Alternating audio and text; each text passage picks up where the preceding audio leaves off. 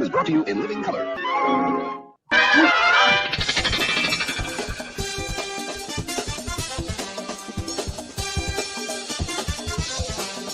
What? It's Sunday afternoon, so it's time for Doc's Kid Party. Join Doc, co-host Jeff Kendall, and their guests for 2+ hours of fun, frivolity, and maybe fisticuffs. And now, here he is, your host, Doc Duckus. Put your hands together. Whatever else you got. 2 minutes late. Oh, hi. Yes. You've tuned into the show that nobody ever misses. We try anyway. Today's show is brought to you by Tim Allen's Apple Juice. Oh, I didn't know. Oh, yes. He's into everything. Yeah. So That's Tim. Okay. Stomped on with Tim's own feet. Yeah. He's into everything. So go have yourself a whopping big glass of Tim Allen's apple juice. If I had more time, I would have wrote Tim on there. I never thought of it till now. But anyway, Allen's apple juice. All right, good stuff. Yum yum. Okay, what's going on here today? We have Jeff Kendall here. I'm here. He's here. And the man of the hour, Tim Allen, with his apple juice. Yeah. His apple juice guy, yeah. Yeah, I started that company with the money I made making the film where I starred as man. Oh, that was lucrative, wasn't it? For sure. And we also have Gur. Yes, you might notice I'm half of and the rest. That is true. That is true. Okay. Yes. Gonna have to get DC to make a new intro or something. So when you said at the beginning that this is the show that nobody misses, does that mean they're here because they don't want to miss it, or when it's off they don't miss it? I think it's the latter. I think we need some clarity there. Well, let's welcome some people. Guess we're not getting the clarity. Is this Nancy Kerrigan here? Why? Yeah. If Norman fell, did Gordon jump? Probably did. I think it all happened at about the same time. Yeah. I suppose. James Farley has discovered philosophy. What's the third word? Apple juice. Retirement. Apple juice. Yummy. Environment's a good word. That's my favorite. The best apple juice known by man. No, I bet it's really good if you heat Man knows the best apple juice. Yes. Apple juice and all that. Well, yeah, you know. Yeah. So thank you for showing up. And oh, gee, where did Bella go? I bid you welcome. Welcome. Gotta get Bella in there. Okay, so anyway, this is the show for May 27th. April 27th. April. Oh, see. May isn't until soup night. Soup night is May Day. Start over. I blew it already. Okay, take two. I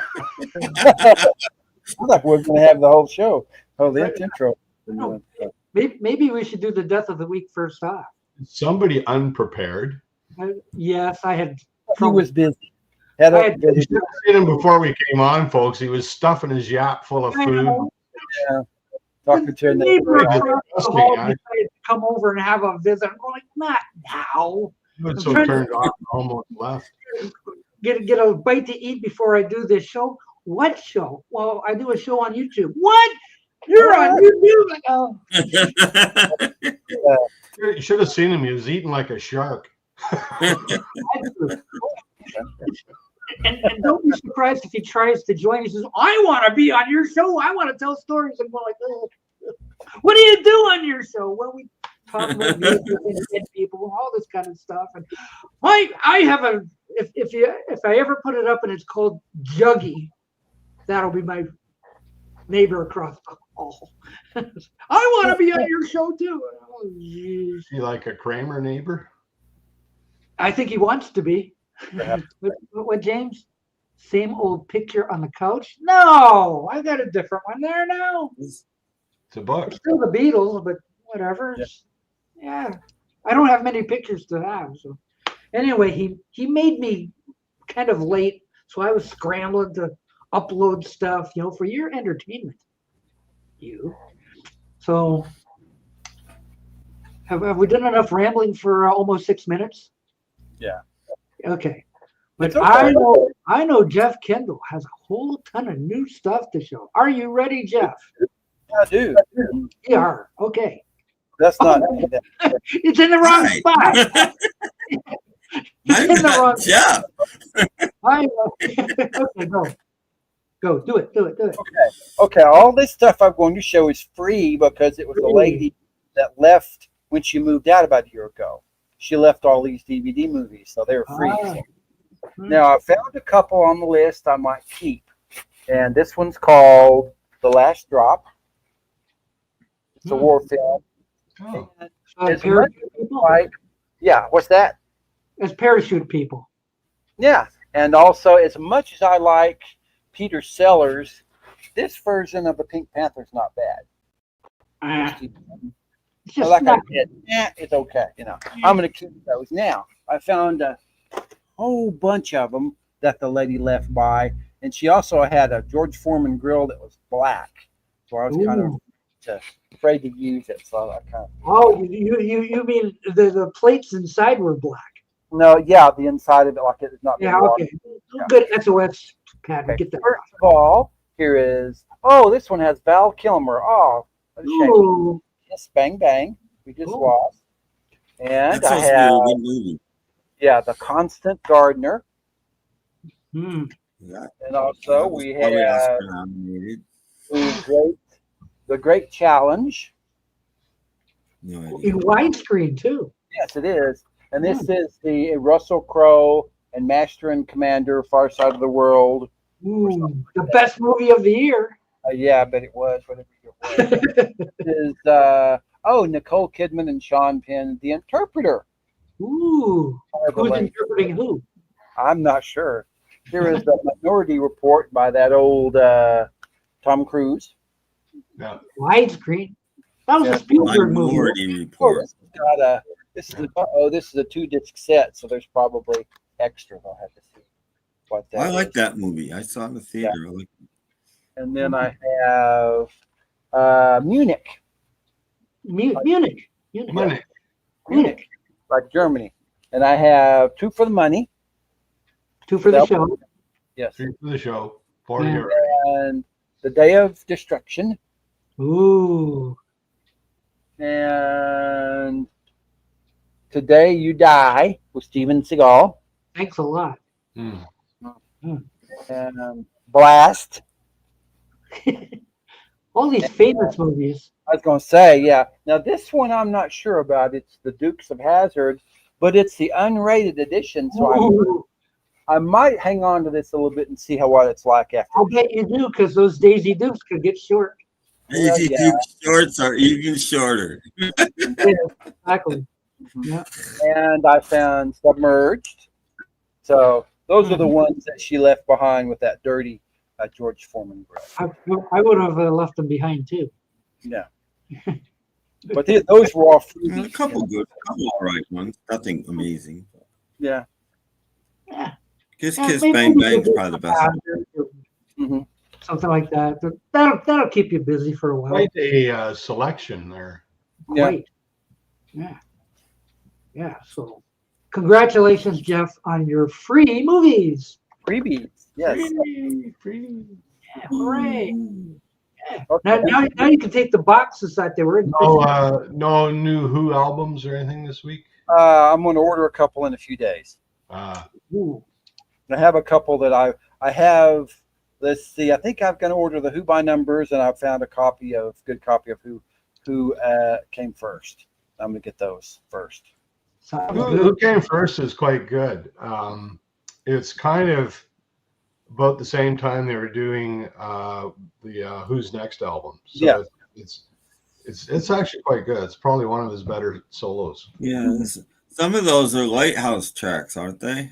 Yeah, like Free and Easy. Yeah. Is on that, or Pure and Easy. Sorry, Pure and Easy, which was supposed to be part of Lifehouse, and it showed up as a Who track on Odds and Sods, if I believe. Kitty cat. So yeah, you'll like Who Came First. There you go. Anyone else get anything new this week? I did. Anyone else? Oh, I did. Let's start over here. What you got? What you got? Well, nothing amazing. I bought all of these because I've never seen them before. They can't be very common, and they're interesting. I actually have this album, but I've never seen it on CD. Connie Francis, Country and Western Greatest Hits. Ooh, that's different. She's wearing Ringo's hat. Hey. And she does I Walk the Line, which is pretty good. Oh wow. Found a couple more Buck Owens albums on Sundays. I always pick up Sundays. Oh, CDs. wow. You found the country section. Just a grinning and a picking. Well, that's what there's been in my thrift store lately. These were all $1.99 a piece. The $1.80 hasn't been around. Wow. So another Buck Owens. Wonderful Sundays collection. Bobby Darin. Oh. But it's 2 albums. They only Oh, if you open it up, there's the cover for the second album. Wow. So it's 2 albums on one disc. 50 cents each. Well, no, $1 each because they're $2 because the $1.80 wasn't real. I'd buy that for $1. Okay. What else? Dean Martin. His Oh, okay. 2 country albums on one CD. Never seen this CD either. So you don't see these albums. I actually own them on vinyl, but you don't. Does it have the pizza song on there? No. It's country. No. I think that's the more he was in. I believe. I picked up 3 movies just because I don't know any of these movies, but they're You could trade with kind of Jeff. movies that look like Saturday night and Sunday morning. No idea, but No. It's got Albert Finney. Yeah. It looks Shirley interesting. and It's Hughes. just about a Richard guy. Widmark Reed film, The Sellout. Oh, okay. And this is Warner Archives, so I know this is going to be a decent film because that's all Warner Archives does. Did who do the soundtrack? No. And Marlon Brando film, The Fugitive, that I know nothing about. Ooh, Fugitive Kind. yeah. So Wow. that's. It must be in black and white, eh? That's Black. I think I'm hoping it is. I like black and white films. I'm hoping it is black and white. Everything on the cover is black and white, so I'm hoping it is black and white. It's still noir. Can't really tell by looking at the disc. No, that's it. That's all. It's my Okay. new stuff. I got nothing. I have news though. Well, you guys have probably heard the news. If you haven't, we talked briefly on Thursday about a new track by Alice Cooper. Yes. And it's cool. I really like the track. Yeah. It's the Alice Cooper Band. Everybody's back, including Dennis Dunaway. There's a couple of bonus tracks apparently that include him on them. So that's pretty cool. And what was I going to say? Oh, there's also an interview out with the name just left me, the bass player.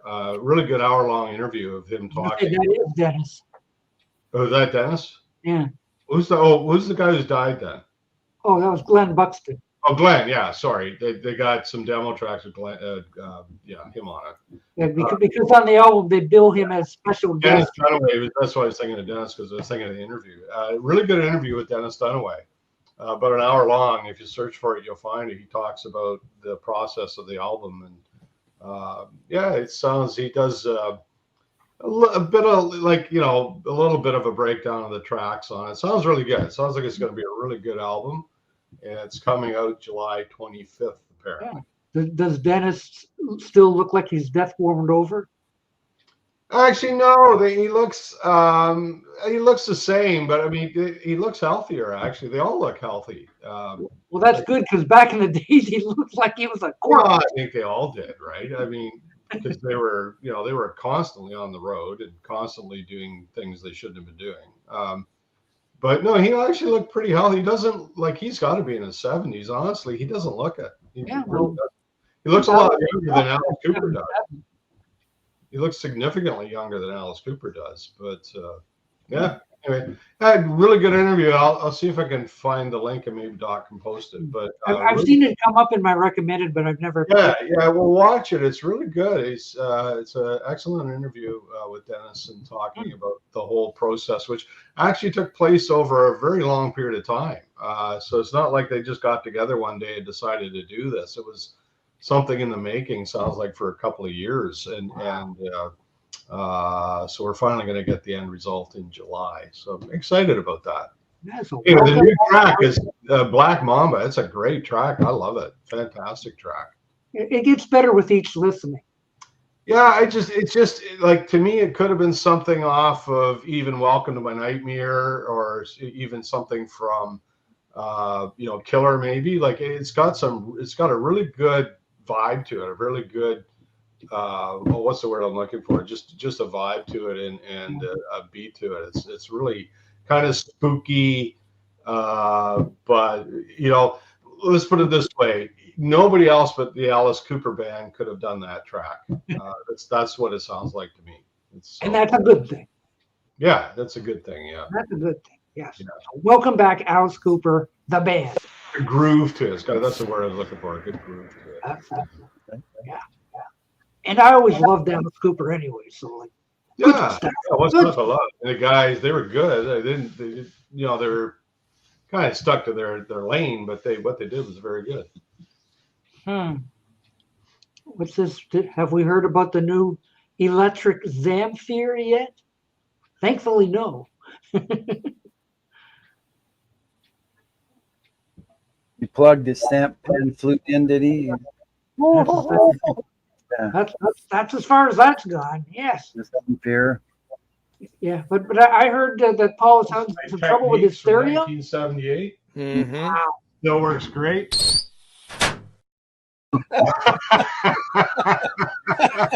Oh my God.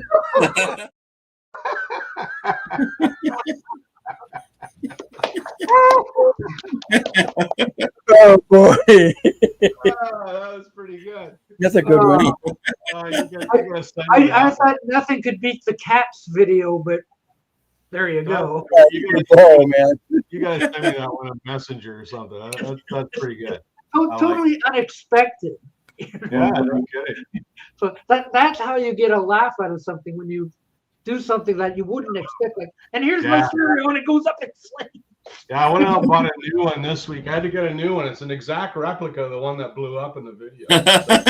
Techniques from 1978. Mm-hmm. Wow. Still works great.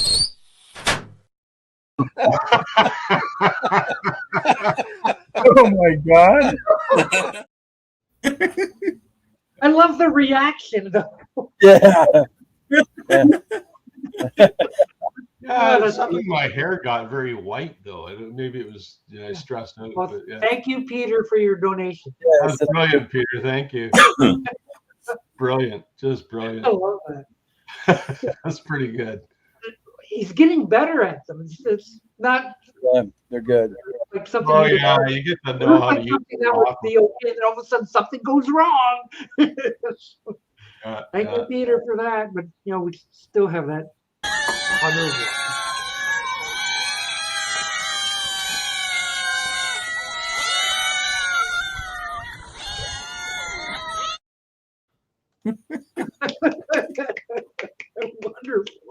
Wonderful stuff. So I'll post the link to that Dunaway interview in the private chat, Doc, and if you want to post it on your stream, you Oh, can. okay. Oh, here it comes. So if you're not into Alice Cooper, you probably won't enjoy it. But I think most people would be just interested in hearing how they work, and I'm always fascinated about that, how they come up with a song. And the thing about the Alice Cooper band is they all did the writing. Like, it wasn't just a couple of guys; they were all part. Even Neil Smith, the drummer, was writing stuff. So, yeah. There There you go. I really on. highly recommend that interview. It's quite Especially if informative. you're an Alice Cooper fan. You will Yeah, enjoy even that. even if you're not, I think you'll enjoy it just to hear him describe how things are done. Because it's been like 50 years. Yeah, exactly. What Well, have they been doing for 50 years? they've been playing off and on for the last several years. Like on at least a couple of Alice's most recent album, there's been one or two tracks by the Alice Cooper band on his album. And Dennis has always been around. It's not like Yeah, and they've all been busy. They've all been working in music. Like, they've never stopped. So, yeah. And then they even got Ezrin back to do the producing. Yeah, that's right. Yeah, they went to LA and Bob Ezrin produced them. Yeah, It's gonna be great stuff. Yeah. it's got So like the Black Mamba song does grow on you. I really dig it. It's got a real good groove to it. You know, the first time I listened to it, and then when I got that, Yeah, but it's kind of like a chant, right? Like, it's the way they did it. Well, the first time I heard it, I just went like, "What's that?" Yeah. But, you know, once you hear it a few times, it's, yeah, all right, I can get by. Yeah, but that's only the first single. So like, look, I want to hear more. I want to hear more. I'm really excited about it. I wish it was coming out sooner. Well, do a time jump and just, Yeah. you know, get it and bring it back. And I've got the new Cooper. Dennis Dunaway in the interview, they weren't supposed to leak it. Like, we weren't supposed to know anything about this until the end of May. But somebody leaked it, so now they're coming out with it. So Yeah, you know who leaked it? The freaking record company. Well, it was somebody. Yeah, it was somebody at the record company who leaked it. Yeah, because it had the record company. Well, not that's he's saying it got leaked before that. So to put a plug in it, they just put it out because kind of have to. It's supposed to come out in little bits and drabs and so on. But the first time I found it, it was from the record companies. Well, yeah, they put it out now, but they weren't. But we weren't supposed to have any knowledge of it until the end of May. That was I don't complete surprise. But it was like a birthday present that you didn't know. Astray, right? So, right. So we got Alice Cooper, and they're supposed to tour, I think. No, well, Dennis, he doesn't talk about that in the interview. He says there's been no conversation, but maybe they're just trying to keep that under wraps too. Could be. But I thought I heard that they were supposed to going to tour the album. So I think a lot will depend on how well they can't wait. Do it now.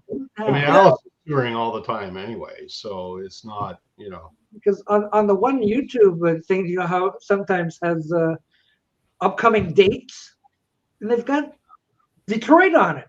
Like we'll be appearing at Pine Knob in Clarkson. Well, I would expect if there's going to be a tour, that'll get announced about the same time the album comes out. That's generally how. Yeah. Hey, Calvin. And the rest. You must be talking about him. What? It's and the rest. Me and Tim. Yeah. Tim and I are both halves of the rest. Yes. Good. Tim, Ellen, and Gerd. Whatever. Yeah. I'm on my last stretch of Gilligan's Island too. It'll be done by this week, and I can go on to something else. So it's the last couple of episodes, and they're really kind of winding down because they're actually they ended after 3 seasons. It was pretty good. They were running out of ideas. So well, yeah, but now they've got dual people, yeah, 2 Gilligans, 2 Gingers, and all that kind of stuff. Explosions, and let's see. I think the last one was the last one with King Kiliwani, I think. I haven't flipped the disc yet. Who was that? That wasn't Abe Vigoda, was it? Who played King Kiliwani? No. Okay. I don't think so. Who was it? The last episode I watched was the one where Gilligan bumped his head and he saw everything upside down. Upside down, yeah. Like, what a dumb idea. Like, they must have been running out of ideas. Yeah. So, like, how would they even get past the 4th season? Like, geez, what are they going to do? Yeah, James, I was going to ask that question too, so I'll let James ask it. Yeah, I plan to watch the TV movies. Yeah, I do. The first one was pretty good. The other two, Yeah. Yeah, but I do have them. I can't think of the name of the movie, but Paul, you're thinking of the Tom Hanks movie where Abe Vigoda is playing. Oh, Joe versus the volcano. That's Joe versus the volcano. Yeah, there you got Abe Vigoda playing the native chief. I remember him playing some sort of character. I love that movie, by the way. Joe versus the volcano is so underrated. Meg Ryan was in that too, wasn't she? Yeah. She played 3 different parts. And I saw that movie 3 times before I realized all 3 of those women were her. I'm like, oh my God, she's doing an amazing job. She's a chameleon. Wow. Yep. Yeah, that's where it was from. The Joe versus the volcano. I knew he played some sort of native king. Yeah. Oh, hi, Steve. Steven, that's the only part of that movie I didn't love is the orange soda drinking fat natives where it was just a little too over the top for the rest of the movie. Yeah, that's a funny movie. Every time Steve Schnee goes outside, I'm afraid he's going to get eaten by dinosaurs.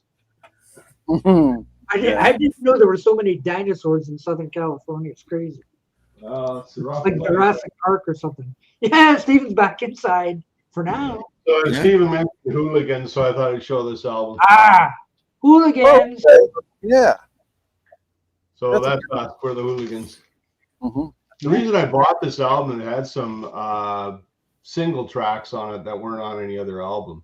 That's right. The Relay is on that one. Well, Joined Together, the Relay's on it. Yeah. Yeah. So that's why I got it. It's actually a pretty good collection of songs. I had that back in the day because of that very thing. Like, oh, look, this is the one that has Joined Together and the Relay on it. I better buy that. Yeah, well, Joined Together got a lot of airplay on FM radio when that album came out. Yeah. I don't know if it was actually released as a single, but it got a lot of. It was. Because I had the single before I got the album. I don't know about the Relay, but I know Joined Together was part of the Lifehouse sets as well. Like it was supposed to be part of Lifehouse as well. I had the Relay single. The flip side was Wasp Man. Wasp Man, yeah. Yeah. You're going to get sting, buzz, sting. I had it. Once upon a time, I had it. Wasp Man. Don't get done. Yep. So that was what, 1972? Yeah, 72 they did that. The Relay was about the same time. Yeah. Joined Together and Relay came out. But I've seen the Hooligans album. I said, oh, this is that. Oh, I'll buy that for $1. So. I think the Relay might have been part of the Lifehouse too, but I know Joined Together was. I'm not sure about the Relay, whether it was part of Lifehouse or not. But Okay, so anyway, yeah, there's our Who talk for now. Who?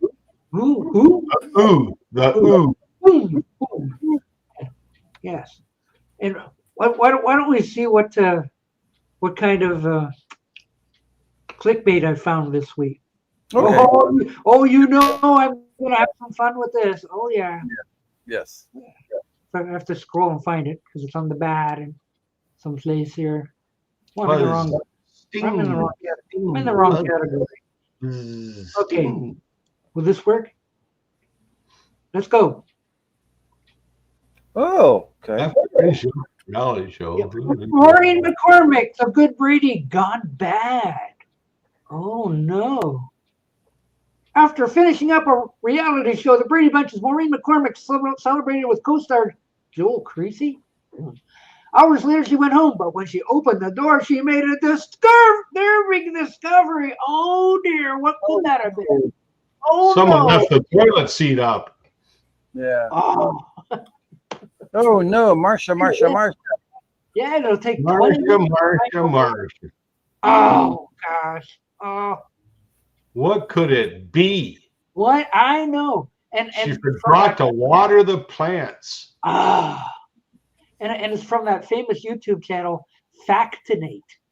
What? Oh, okay.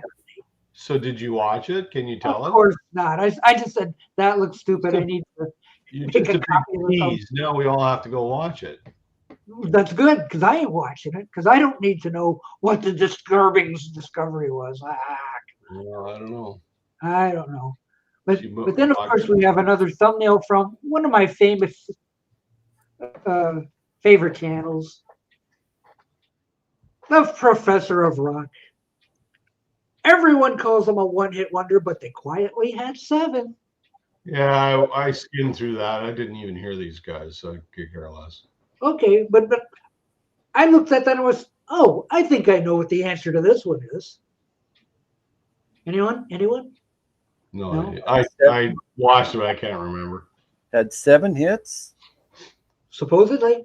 Well, actually, yes, because I looked it up. Okay. Who is it? Okay, I looked at the picture of the 2 guys and went, I believe that's Tears for Fears. No. Yes. No. Yes, Tears for Fears. So I got out my Billboard book and I looked up. They had 7 hits. That's not Tears They for look Fears. like metal guys to me. Yeah, they look like heavy metal guys. Well, the lower one's a woman. No, it's 2 guys. Oh, No, it's 2 guys. I think they're heavy metal guys. I don't think it's Tears for Fears. It doesn't even look like the Tears for Fears. Well, I'm not going to click on it to see who it is, but anyway, that's Doesn't look like either one of them. No, it's not. It's neither one of those guys. No. It's Dead or Alive. Dead or Alive was one guy. They might be both. One could be dead. One could be alive. I don't know. I don't know. I'd have to get my book out to see. Definitely not Tears for Definitely Fears. not Tears for Fears. The authority. Yeah, no, it's not Tears for Fears. I did watch it. Just And nobody thinks Tears for Fears is a one-hit wonder. No, Everybody of course knows not. it had at least 2 hits. No, they had 3 actually. Yeah. These 2 members of Def Leppard. Well, I'm saying nobody thinks they're a one-hit wonder. They had a bunch of hits. Yeah. No, I wouldn't think that. It's not Tears for Fears. I tell you, when I first looked at it, I just glanced at the thumbnail, and the lower one looked like Paul Kossoff at a glance because he had a very pale face and the wild hair, and I thought it was going to be about Free, but then 80s. No, this isn't about it isn't about Free because it's not the 80s. I think it's like Great White or Poison or somebody. No, that was it. It was an 80s Some pop hair band. band. I don't think it was a metal band. I think it was. I think 80s metal band. No, I don't think it was. I don't think it was a metal. Not Def Leppard, maybe. And that lower one, I think, is He says it is Dead or Alive. Dead or Alive. See, I Okay, never heard of it. I need my book. I don't know anything about them, so I just. Okay, I'm pretty sure Dead or Alive didn't have 7 hits, not in America. I thought Dead or Alive was one guy. Your Wikipedia and everybody's doing. I thought Dead or Alive only had like about 3 at the most. See, this is stuff like this is why this stream is 3 hours long. Yes. Yeah. Yeah, but you always learn something. Yeah, you do. The book says they've only got 2. Yeah. Well, which one was dead and which Well, one it's was not Dead or Alive because unless they're counting top 100 or something. Oh, it but is that's Dead or not- Alive. I'm looking at pictures of them now, and it's definitely them. Yeah, it's in the book. Well, only they has only had 2 hits. Mike In America, Person, anyway. Steve Coy, I'll- Burns, and Tim Lever. They'd be lucky to have 2. C comes before D. Okay. Cufflinks. Steve Coy. I'm betting they only have 2. Steve Coy and Pete Burns of the. Cufflinks had 1. Just 1. Tracy. Yeah. Cufflinks had at least one more in the top 100, but top 40 only one. Yeah. What do I win? Somebody asked about soda a little while ago. Yes, we're having Fanta today. They've had quite a few singles. Their last one was in 2024. Oh, okay. Huh. Oh, it's an NGR remix. Okay, never mind. Well, anyway, I guess, okay, that's Dead or Alive. And where he's getting that 7 from, I have no idea. Yeah.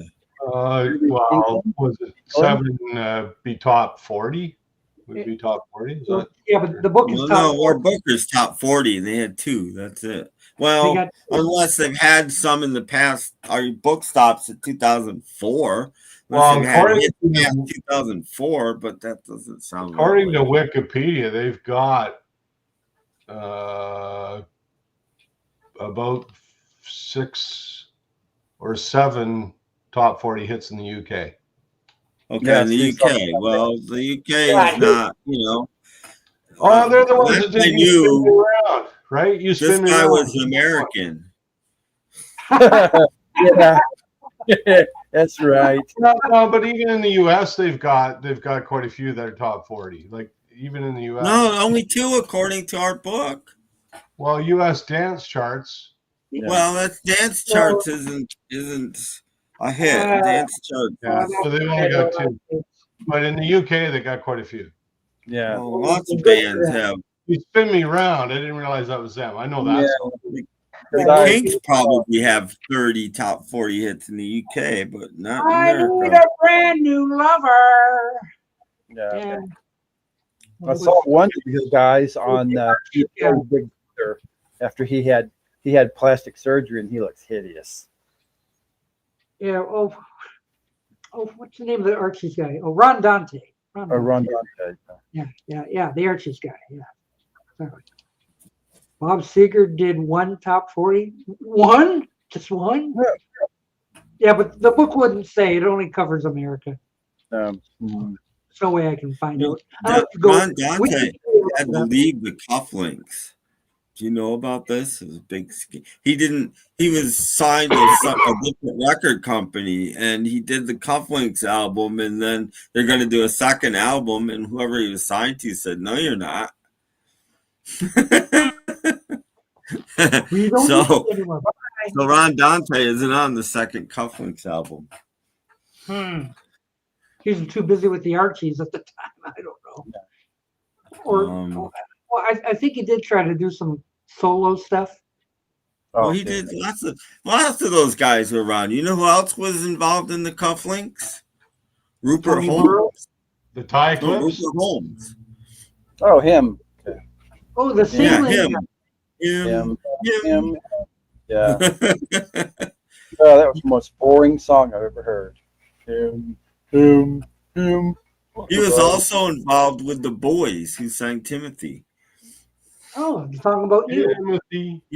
He'd been around. Yeah, anything to do with that around for a long time. Okay. In fact, there's a group called Street People that Rupert Holmes was in, and they did a song called Jennifer Thompson. Reached, I think, number 27 on the charts. That's as high as it ever got. Great song. But the Street People, the record company made them take out the middle verse. And the Cufflinks did it first, and the middle verse is in the Cufflinks. The Street People are all over Vancouver. You don't have to go far and you see Street People everywhere. If Steve Schnee is still listening, Doug and the Slugs. They were good. Doug Bennett. They were from Vancouver, so I thought, that'll bring up a memory. Another Vancouver bar band. There you go. Doug and the Slugs. They were good. Laying Pipe. Had nothing to do with laying pipe, by the way. He wasn't a plumber. Hound Dog. Yeah, it was a Hound Dog Growler. So that was a good tune. They actually had some really good songs, Doug and the Slugs. So he died, though. I think Doug Bennett died, if I'm not mistaken. Everyone's saying, if you like pina coladas. Oh, that song drives me nuts. Doug and the Slugs, Cognac, and Bologna. Doug Bennett. Not Douglas Bennett, the politician. Ooh. Oh, jeez. That's quite a combination right there. Ooh. Doug and the Slugs. Oh yeah, they were a big bar band who got a recording contract. They're a big deal. They became famous. I knew of them. Yeah. So probably back in the day when they needed more Canadian content, they got played on the radio. So. Oh, the song "Too Bad" served as a theme song to the ABC sitcom The Norm Show, starring Norm Macdonald. Oh. Ah. There you go. Hey. Wow. I've heard of him. Me too. Wasn't he on Roseanne? No, he was on SNL for a while. Oh. But then he was something else. He died though, didn't he? Yeah, he died. Yeah. Years ago. Yeah, he's famous for the moth joke. Yeah, I think I've told you guys about the moth. Yeah, I've told that joke. It's funny joke. Yeah. Yeah. Oh damn! But it's not as funny as this. 1978. Mm-hmm. Wow. Still works great.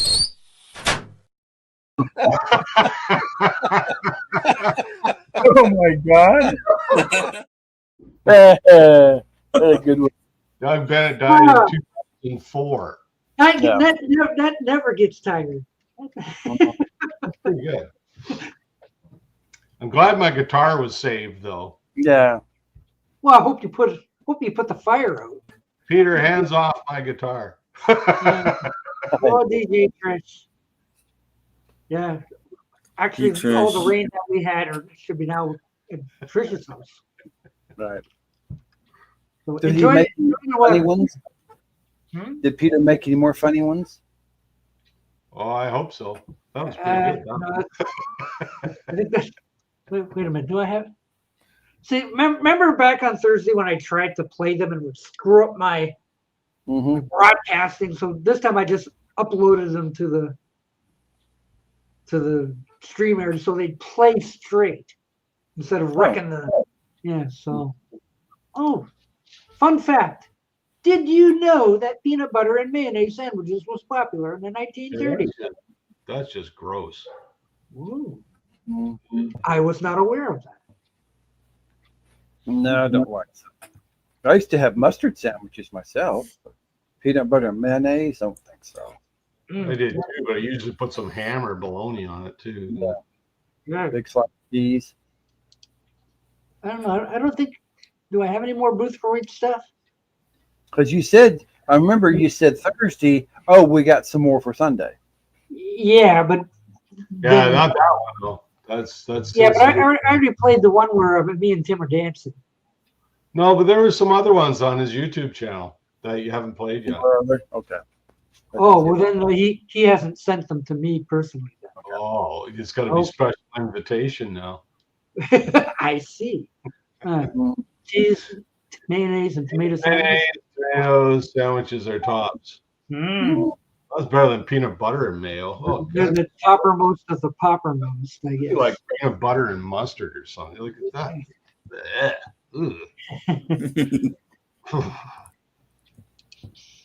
And we haven't got it.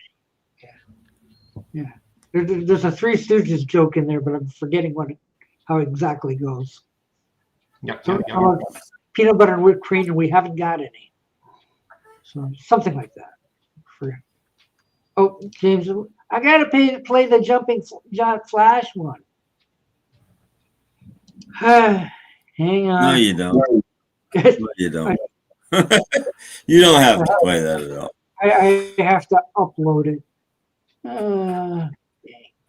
I can't. If I play it, I ruin my thing here. Oh, where is it?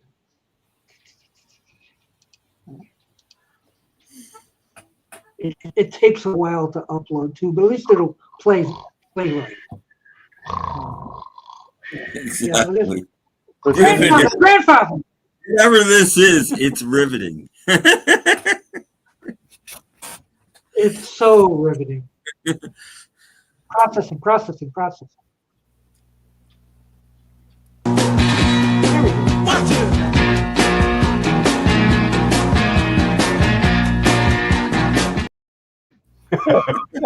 Okay. Suddenly, I Tim don't got a call. You don't get that kind of entertainment anywhere else. No. Oh, nowhere else. No. Not No. from here. Not from. All you other people out there in YouTube land, you're missing out on so much. Yes. Uh, Not even from someone's basement. I've I'm cut getting that invaded by down. dogs. Like it was longer, but I've cut it down to supposedly the amount allowed by YouTube. No, we can do it in here.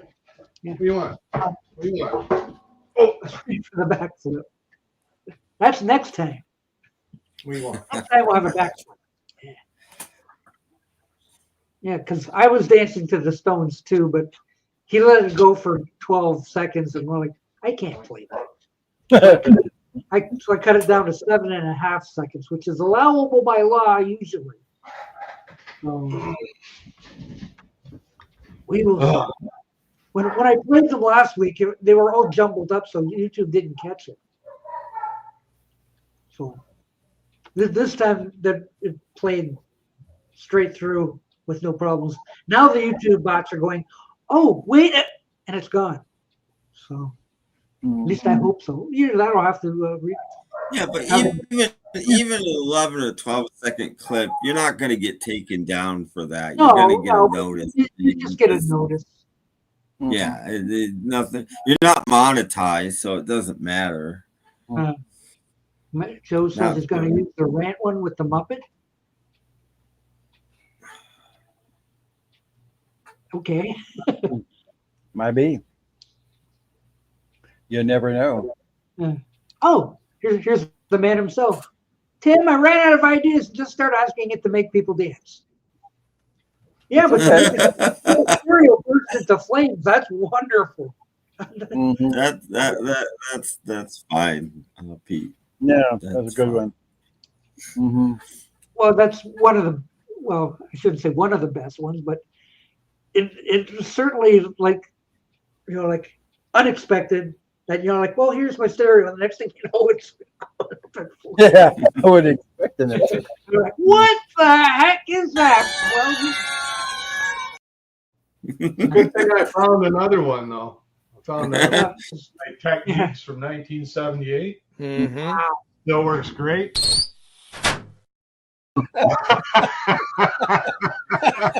Oh my God! Did you notice the pictures on the wall behind me? Yeah. Well, AI does. Yeah, they're not quite right. Not the Beatles, but there's definitely Dylan's there and a couple other guys. No, but I mean, when you say I run out of ideas, well, let's make the stereo burst into flames. Like, come on. I think it's great. I love it. I think it's great too. I love your reactions.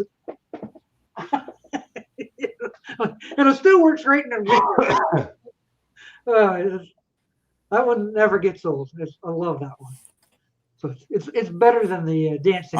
I've got an idea, but I'm not going to say it here because I don't. Because other people. You don't want to. You don't want to come to you. I don't necessarily want to do it to me, but I just got an idea that would make it good for me. Well, I'm not easy to replicate, Peter. You know. Well, we all know it was you. I don't know. Yeah. Could be somebody else. I just didn't know where it was going. When I first saw it, I'm like, what is it? I see a cat. Hello, cat. Hello, kitty cat. Wow. There was a good one with you all as Muppets. Yeah. As a still. Yeah. Yes. No. It's a movie. You haven't seen it? That even came up in my there's all 6 of us are talking at once. And we're Muppets. Really? I don't think I have Yes. that. No. I'm up for that one. No, I don't have that one. And everybody on the panel's talking at once. You can't hear what anybody's saying. No, I don't have that one. Pretty funny. I may have to go to John's YouTube and look for it because I don't have it. Oh, wait a minute. Jorgen! Jorgen, hey. Good evening, good evening, good evening. Yes. How are you doing, Jorgen? Good. A little Yeah. problem with the pollen allergy, but on others. That's good. I don't have it. So we'll have to get it sometime. I guess I'll have to get it later. Yes. When, 'Cause I don't have Mhm. it. Hi, Ollie. Yes. Was Jorgen animated too? Yeah, everybody's animated. We're all talking at once. You haven't seen my profile picture on Facebook. John's gonna reset Okay, it's coming. So, because I have an animated picture on Facebook for me. As a profile picture. yeah. Okay. I want to just keep with my Funko Pop for a while. Everybody's asking me, where'd you get this? Where'd you get that? You know, I had half a dozen people. It's real. Where'd that come from? Oh, yeah. John's YouTube channel is called John. Yeah, look up John and it'll be right there. John. Well, J-R-H-E. trouble is, you know how many Johns there are on YouTube? Yeah. No, amazingly, there's only one John on YouTube, so it's easy to find. Well, yeah, but if you put John and put something about Tim Allen dancing or in the search, it might. Cartoons, John get- cartoons, John Cats, John. Put Doc is dancing instead. Don't put Tim. Well, That'd be- something like you'll get it somehow. Yeah, but, it's out there somewhere. So, like, yeah, he's got all the stuff he's done in the last month or so up there. So, don't forget to like and subscribe and share and all that stuff. Yeah. Yeah. Yeah. This is working swell, so I'm gonna upload another one. That was pretty Okay. darn good. That sounds If good. you click on John's comment, there's the 3 dots, and it'll take you to his channel. There you go. Mhm. Okay, here we go. I finally have it. And you know what I'm going to say. I'm never going to open this.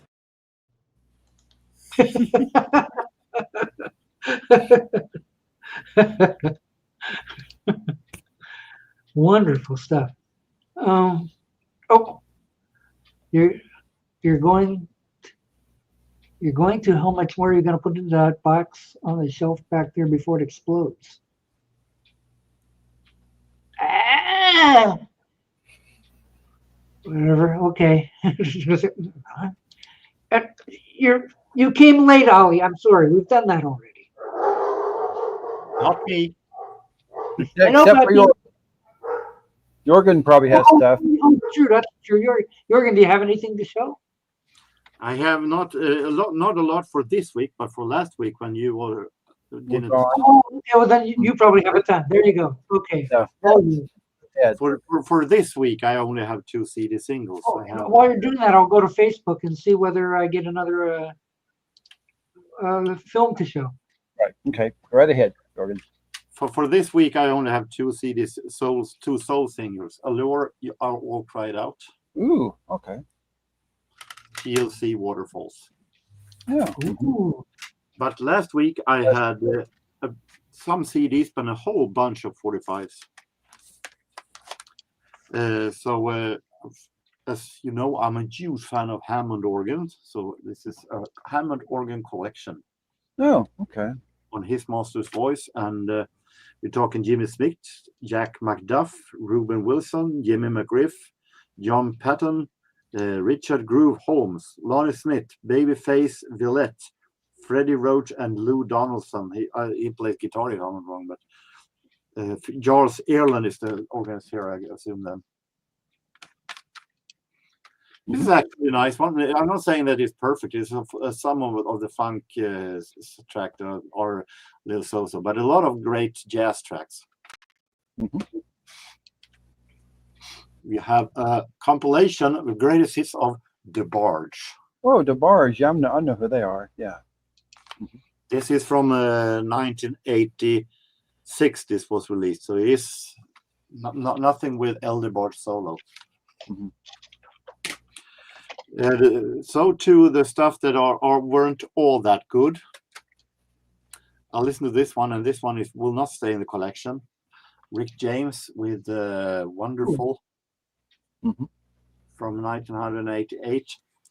From what I understand, Rick James, this was one of his weaker albums, and I can tell it is something like a very low-budget version of Prince. Really, really bad produced, and the melodies were not all that good. So, see you. Don't let the door hit you on the way out. Hey, look, try clicking on the avatar of the person. See if that gets you anywhere. That might, yeah. Now 45. This one will not stay in the collection either, which sounds a little bit strange because I like normally the person who did it. This is Steve Winwood, and There's a River. Oh, I've not heard of that one. It is the final song of the same album as Valerie is on. Okay. And it works as a final album that you can relax to when you listen to a great album. It can be in the background or something like that, but it doesn't work as a main single because it's a dreadfully boring ballad that does no good to as a 45 on its own. They cannot be thinking that this would be a hit. So even though I like the album overall, I see no reason to keep this 45 though, because I think I know that song. First there is a river, then there is a river, and then there is. Congratulations, you remembered the song. That's something that I didn't manage to do. There you go. Yeah. The rest is actually will stay. This is Princess, British. Say I am your what? Say I'm your number one. It was a pretty okay hit in Britain. This is nice 80s disco soul. We have some really nice Rufus. Keep it Rufus. Without Chaka Khan. Okay. Oh, Rufus. Without Chaka Khan. With Chaka Khan. No, without. Without Chaka Khan. Khan went solo. This is from Number album. It's really good. Okay. This is Patti LaBelle, and this is actually this is You Are My Friend. This is actually her second solo album ever after the LaBelle group split up. Yeah, it sold better than You Are My Enemies. Yeah, 77. There's a lot of soul here. We have Patty Austin, Heat of the Heat, from the Get Away with Murder. Heat of Heat. Jimmy Jam and Terry Lewis produced. Yeah, The OJs. Chrissy loves John's channel. Hey, thank you, Chris. We have the OJs, Don't Let It Get You Down, from 1980. Released on the Sound of Philadelphia Records. Ooh. Wow. A few Swedish. This is a Swedish guy named Dan Tillberg, and the song is called Kärlek är kärlek, Love is Love. And for those of us with a Swede tooth. Yeah. That's interesting. That's a really big label. Alpha in the 80s. Alpha was a big label. Was it? Oh. Bjorn Skifs, he was the singer in Blue Swede who did Hooked on a Feeling. Uga Chaka. Oh yeah. Oh, he's the Uga Chaka guy. Okay. Yes. And this is the song that he participated with in the Eurovision Song Contest '79. Only that this is the English version. Woohoo! Hooked on a Feeling. George. Love ballad. That's Robbie Benson's brother. That's one of the best bargoons I ever got was from Living Inside Your Love album. They're really, really great. He was good. Good guitar player. Fantastic. Brothers Johnson, welcome to the club. Okay. This is actually Brothers Johnson without Quincy Jones. Oh. Okay. This is a newer song from the last collection. Oh, It works without Quincy also. It's good. Jeff Kendall has the movie. You know, you had the Gibb brothers. They called themselves the Bee Gees. Those guys could have called themselves the BJs. Oh dear. Oh Doctor dear. Who. Okay. Here you go, Doc. Here's one of their hits. Yeah. The Doctor didn't have a lot of hits. So. I refuse to buy that record. Oh, it's okay, Doc. It was a hit. Good fishing song. Oh, that's a good one. Because it's got a live I've version. heard of that. Yeah. Paul's attempt at disco. It has both a live version and a studio version. Mm-hmm. Yeah. And the one I was most happy about. Mm-hmm. I didn't know this existed actually in 45. The Hill Street Blues theme. Oh, Well, I have that. Original. Oh, Yeah, I have that in a picture sleeve. yeah. I didn't know that it existed on the 45. The original Hill No. Street Blues theme. That's interesting. There it is. Well, Oh wow. Electra. Mike posted had so many hits that they just it wasn't a hit in America, but it came out as a 45. And as a fan of old TV themes, this is Neat. that was it. That's a lot. That's cool. good. Next weekend it is, if I'm not wrong, record fair in Sundsvall. So Oh, okay. Okay. Then. Nice. And I finally have that Muppets video. So here we go. Okay. Here we go. One of my blue green. I think I'm this is blue my green, favorite though. one. That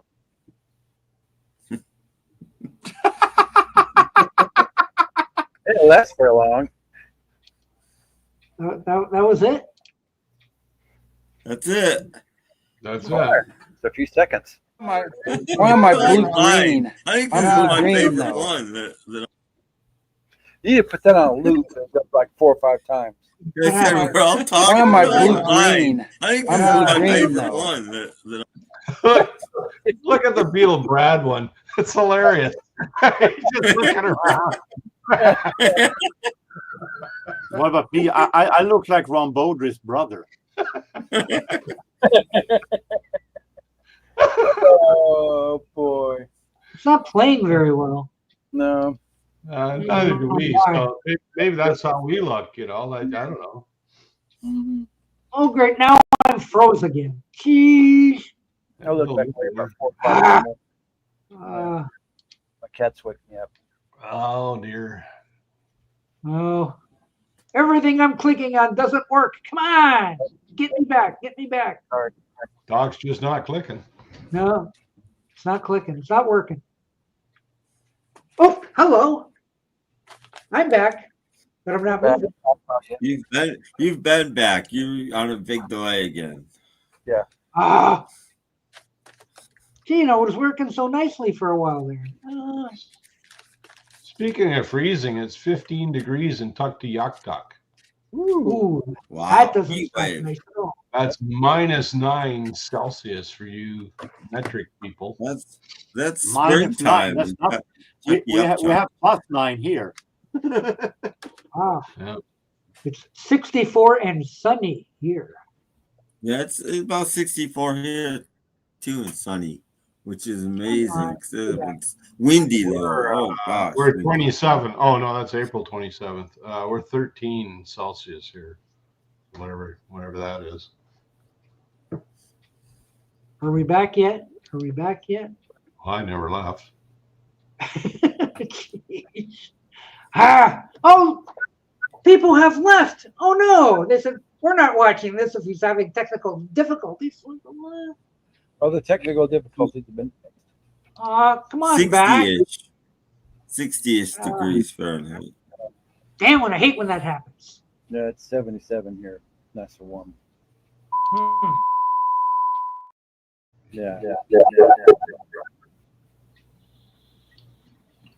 So you Gee, can't do that. You can't do an album of the week or nothing yet. I don't know. So I tried to play that Muppets one and it half-ass crashed. So I don't even know what happened. So I seem to be working now, though. Hello? Testing 1, 2, hello? Hi. Hey. Okay. Yeah. Yeah. Oh, the dance charts. Okay. Yeah, probably. Okay. Well, that I'm sorry, that's not a hit.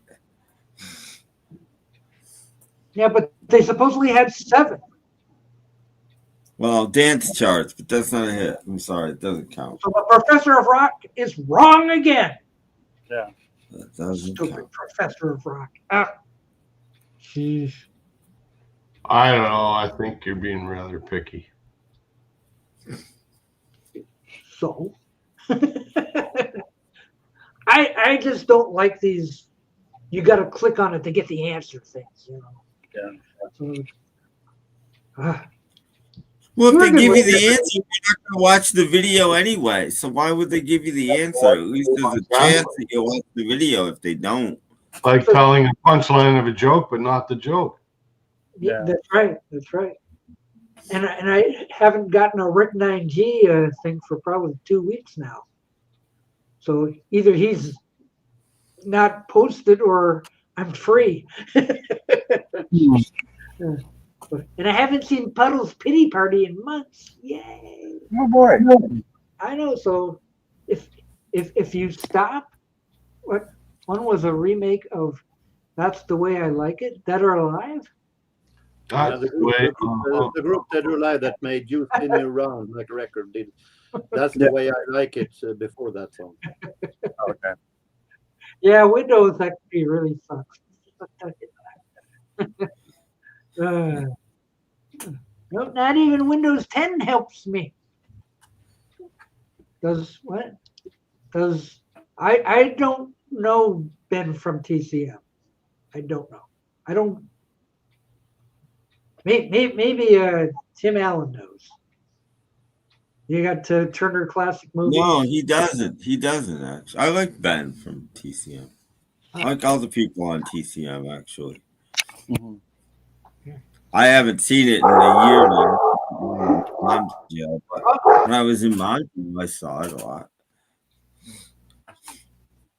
Package is in at the girl's front door.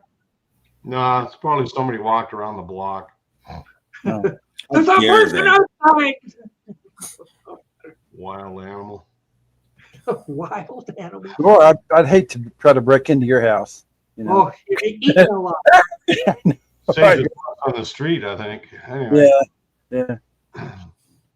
I pity the postman. Yeah. Have a I package. pity the fool. Ooh. Yeah. I used to be a postman and it was a host or so that as soon as you're coming up the front door, you know, from the inside, and they had one of those little door slats that you put the mail through. Yeah. Yeah. So I'd be putting the mail through there. You hear on the other side, Eating the mail. Yeah. you might as well just put the mail through and. I can tell you, I had one of those. Well, at my parents' place, whenever we got mail there, it's like it was shredded by the time. It would be shredded, yeah, exactly. The guy in the dog would literally grab it and pull it through. You just hear that. So like, well, just keep. And, you know, the only reason he did it is because one of the newspaper boys we had teased him once, and then from that point on, he was at the door. He just went insane because the one little punk. I gave the kid hell for doing it too. I walked. Goes, "What are you doing?" "Well, I'm just trying to deliver the paper." He says, "No, you're not. You're teasing my dog, and if you keep it up, I'm gonna let the dog out.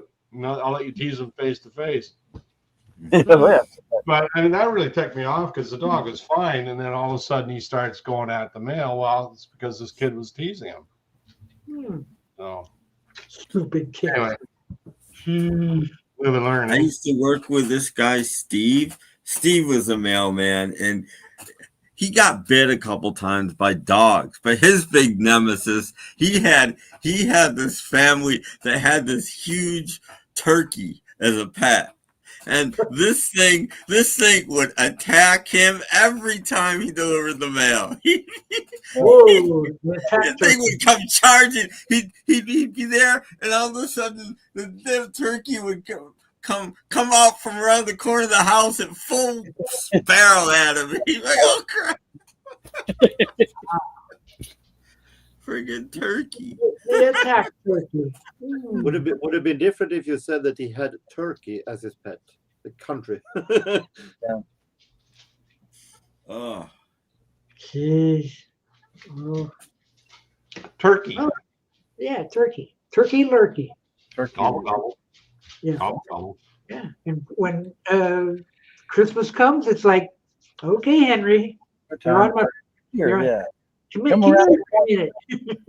They said the people apologized to him, but they never really did anything about it. They just sorry about that, you know. But next time there's the turkey again.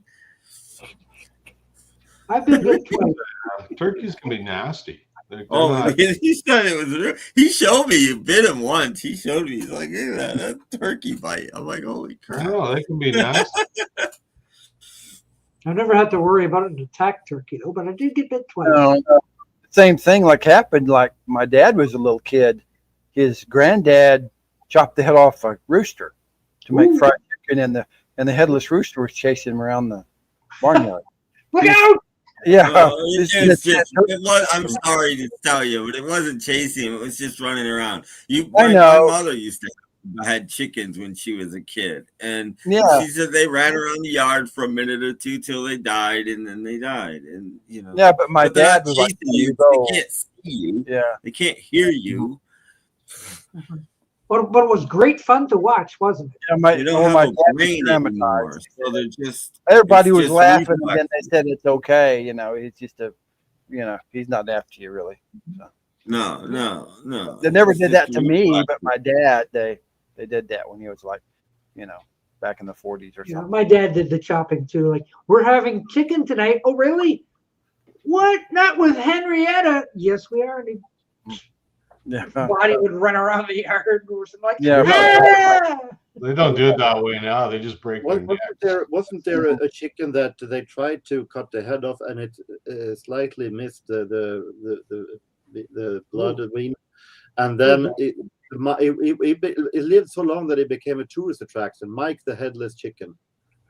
Yes. He lived for almost a half a year. Mm-hmm. I remember that. Yeah. Well, Gross. I think, They call it life, that is. I think we've all experienced it one way or another, right? Watching a headless. Yeah. Well, I got pecked on the head by one time. So. What? A headless chicken? That's hard No, to do. man. with By a a head, headless chicken. rooster with a head. Yeah, not headless one. The head was chasing you. I got to know the whole rooster. I got too close to a rooster. Ugh. Me on the head. Oh, yuck. Don't make turkey noises to a male turkey. A lady I worked with did that, and she got caught in her car by a wild turkey. It wouldn't let her out. That sounds like a horror movie. Ooh. Good. Ooh. The return of the wild turkey. Happy Thanksgiving. Ooh. Wonder what the stuffing Yeah. is. Hmm. Got some killer stuffing. Yeah, it's time for some more Fanta. Yes. Ananas. Bananas.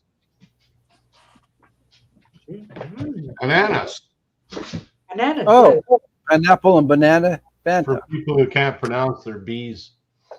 I guess. Okay. Calvin has had no experiences with a headless chicken. Lucky you. They just I've break their only heard about them. I haven't had any either. They just break their necks now. They don't chop their heads off. Yeah, well, I was talking about back probably about 1940. My dad would have been about 40 years old. Yeah. Well, my mother's would have been around 50, probably 50, 55. No. No, they never did that to me. I just got pecked on the head with a live one. Where I lived, there was a chicken processing plant nearby, and we were probably like 8 or 9 years old, roughly that. And they would have these chickens hanging upside down on a conveyor belt type thing, you know. And then they get to a part where the slicing would happen.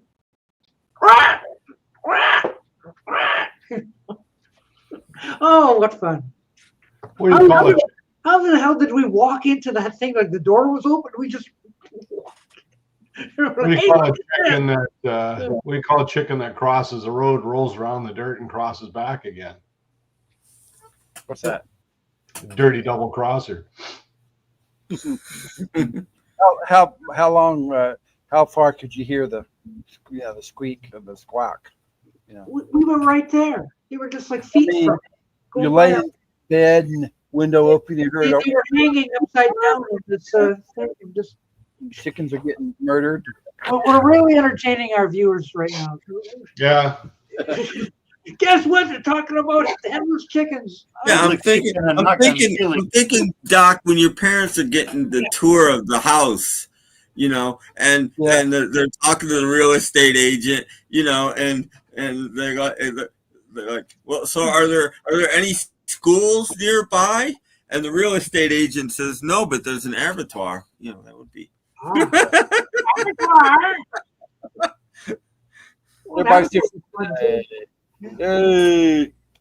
The other thing about the chicken thing was every once in a while one would escape. So it would be running around but it would look like it was half plucked. So it was a half naked chicken running around like, oh, catch it. You know? Oh, before it got killed? Yeah. I don't know. They must have got away somehow. Yeah. I'm making a break for it. Yeah. Welcome to Doc's Gross channel. Yes, chicken fucking channel. We talk about everything. Well, we've never tried blood and gore before, so now sometimes you'll be the first. This channel is chicken plucking good. Yeah, maybe we should see who died this week. Whatever this is. Geez, I wonder who that.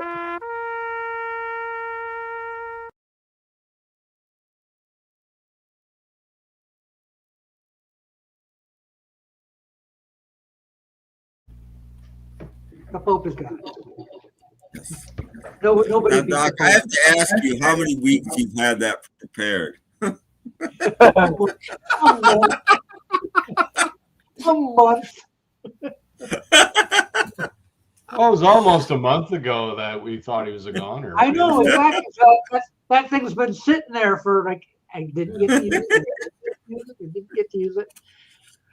Finally got to use it, but hey, let's try to get a little levity here with the album of the week. Sebastian Speaks, your watchdog on a disc. Yes. Yeah, Doc's probably got one of those prepared for each of us too. On Her Records. It's on Her Records. Yeah. If you're having trouble in your neighborhood, just put the record on. Yeah. Pila really must get that record and play it on a Friday night party. You know what drives me nuts are the TV ads where there's one, what is it, Skip the Dishes or something, where it ends with the doorbell ringing, right? So they play this all the time. Every time that ad comes on, my dogs go barking to the door. Every time. They never miss. Every time. Don't know yet, Ollie. You have to wait for a puff of white. The lucky one. Oh. Who's the next Pope? Well, I applied, so I'm not old enough, though. Yeah, I have that record. Wow. Must be great. It's Rick 9G. Rick 90. Yeah, well, anyway, he just made a video about the chicken farms you never noticed. Have to watch that. In France, chicken poulet. Yes, that's true. Pullets. Well, they call them pullets here, too. That's just kind of funny. It's my fault. It's usually Tim that's killing people by talking about them. Oh. Well, that's true. I talk about people. For a month now. So it wasn't until Vance went and sat down with him that he decided. So that was the end of that. So stay away from anybody in politics because you'll be before you know. I actually didn't know what the Pope's name was before I heard this news. Charlie? Well, that was Pope Charlie. That is- I didn't do it on purpose, but I actually saw a video about somebody talking about his death. I don't remember even what it was, but maybe it was a radio show I was listening to, but I didn't know this. He recovered. Did you know he'd recovered from his illness? And he'd been making personal appearances and stuff, and then he met with people just the day before, and then the next day he had a heart attack and died. Yep. I didn't know Apparently, that. he didn't recover. Knocked him in the head 3 times. Well, no, his doctor told him to get rest and take it easy, and he just went back to work, and then he died. Well, I mean, he was 88 years old. You know. Yeah. 88. You know. Maybe this time they'll have a young pope. You think? Yeah, let's get a young. No, I don't think. Either a while. It I doesn't mean, work. that one, if you're taking a rest, You gotta be people old to be already. A 20-year Pope comes up. Well, you can screw all you want. I don't give a shit. Let's get a cool pope. Why can't we get a cool pope? They always get a pope who's like 96 and something. He was pope for like 12 years. Yeah. So he was like 60. Yeah, he was a 66. 66, is that right? No. Exactly. He met with 70. J.D. Vance and died shortly thereafter. So Vance is. Yeah. I think Pope John Paul was there a long time, I believe. John Yeah. Paul II was longer than John Paul II was longer than 12 years, I think. No, he would have been 76 when he became pope. Like that. Yeah. Because Pope John Paul I was only there for about 5 weeks and he died. So Yeah, and then JP too was around a long time. Then they had Benedict. He was only there a couple of years. But he was 80, so he was. So how many popes have we lived through in our lifetime? Probably like a dozen or so? Well, 2 dozen? Pope Paul was the first one I was aware of. And then they had to have another one, like Paul II. Yeah. I am born 74, and I have no clue of who was the Pope then, and I couldn't give more damn about it either. Just watch for the smoke. That's all you need to know. I mean, they got Vatican TV on the internet, so you could just, cool. And there it is. You can see what's going on. Well, yeah, but they've probably got a camera on that smokestack. So Yeah, they do. They've got a guy out there sweeping. smokestack. When you get the white smoke, we got a new pope. We got his clip, and you got a guy. Yeah. There are supposed to be pontiffs that are not supposed to be. Yeah, but we also got presidents who shouldn't be presidents. Same idea. So, 5? Oh, more than 5. I didn't mark them off. Oh, well, we're through with this one. Next. And already we're in next deal. So, yeah. So Pope Paul I, or John Paul I, reigned for 34 days. Yeah. I remember when he died. The job stressed him out that much. Yeah. When I was born, there obviously was a Pope named St. Paul VI. And then Benedict V was before him. Am I reading this right? And he reigned for 33 calendars. That's not right. they don't even know. Benedict V. Oh, no, that's going way back in time. Sorry. This isn't in the order of Pope.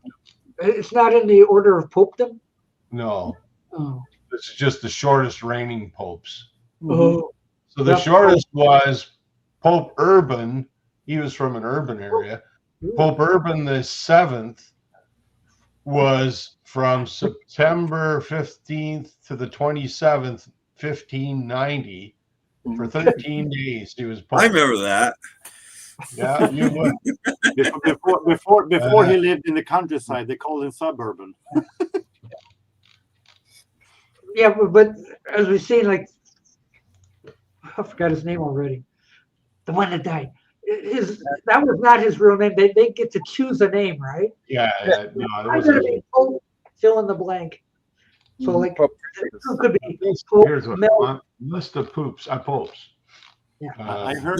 They get a list of names. I forget how it works, but they can choose a name, but they can't choose just any name. There's a short list that they're given, and they have to pick. I heard about one pope called Stephanus that died, and then they found information that he'd done stuff that wasn't all that appropriate for the Catholic Church. So they dug up his corpse and had a trial with that. Oh, God. Now that's interesting. So I think he got sentenced by cutting up his arm, which was pretty stupid since he already was dead. Ooh, that's interesting. Do So they in my lifetime, I was born in 1959. There's been 6 popes. Wow. Well, I was born in '60, so it's probably about that right too. Yeah. So when you and I were born, Jeff, John it was Pope John 13th. wait a minute, I gotta read this right here. It would have been Pope John the 23rd. Okay, 23rd. Ooh. Sorry, That's a lot of popes. that's quite a lot of popes. When did you have And we had Paul VI was in 63, and then John Paul the First was in 78. He lasted 33 days. Mm-hmm. bad And choice? JP II, who the Polish guy, he was in for over almost 26 and a half years. That was a long time. And What then about Benedict, then he was followed by Benedict. He was 7 years, and then this guy's 12 years. Yeah. what about Paul- George Ringo? Yeah. Yeah. He's Yeah, next. I counted to 4 popes during my life here. Yeah. But yeah, they have their own names. Like this last guy's name was George Mario Bergoglio. Yeah, somebody said it earlier. I'd have to scroll George up. Mario Bergoglio. And then before him, Wrong one. John. John Paul, George and Ringo. and the Benedict was German. I knew that. It was Joseph Alois Ratzinger. Ratzinger. Ratzinger was a German name. He was That was German. the previous before from Benedict, the racist one. So the last guy was actually from Argentina. Yeah. Francis was Argentinian. Yeah. So that's interesting. Oh, here. Yeah. Jorge Mario Bergoglio. Yeah. Mhm. Yeah. Jorge. And then Jorge. Calling we had Vito Scotti was in there somewhere too, I think. Probably. Don't they have vice popes? You know, like Yeah, but if a pope dies, They're called the vice cardinals. pope gets to be the. the Pope dies, they get another Pope, so he's going to have Yeah. a vice.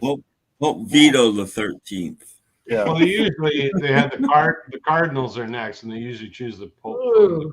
I think that's the way. I don't ever happen. Pope Docus, I don't ever happen. That'd I be think good. the Cardinals are playing the Mets today. Oh no, that's something different.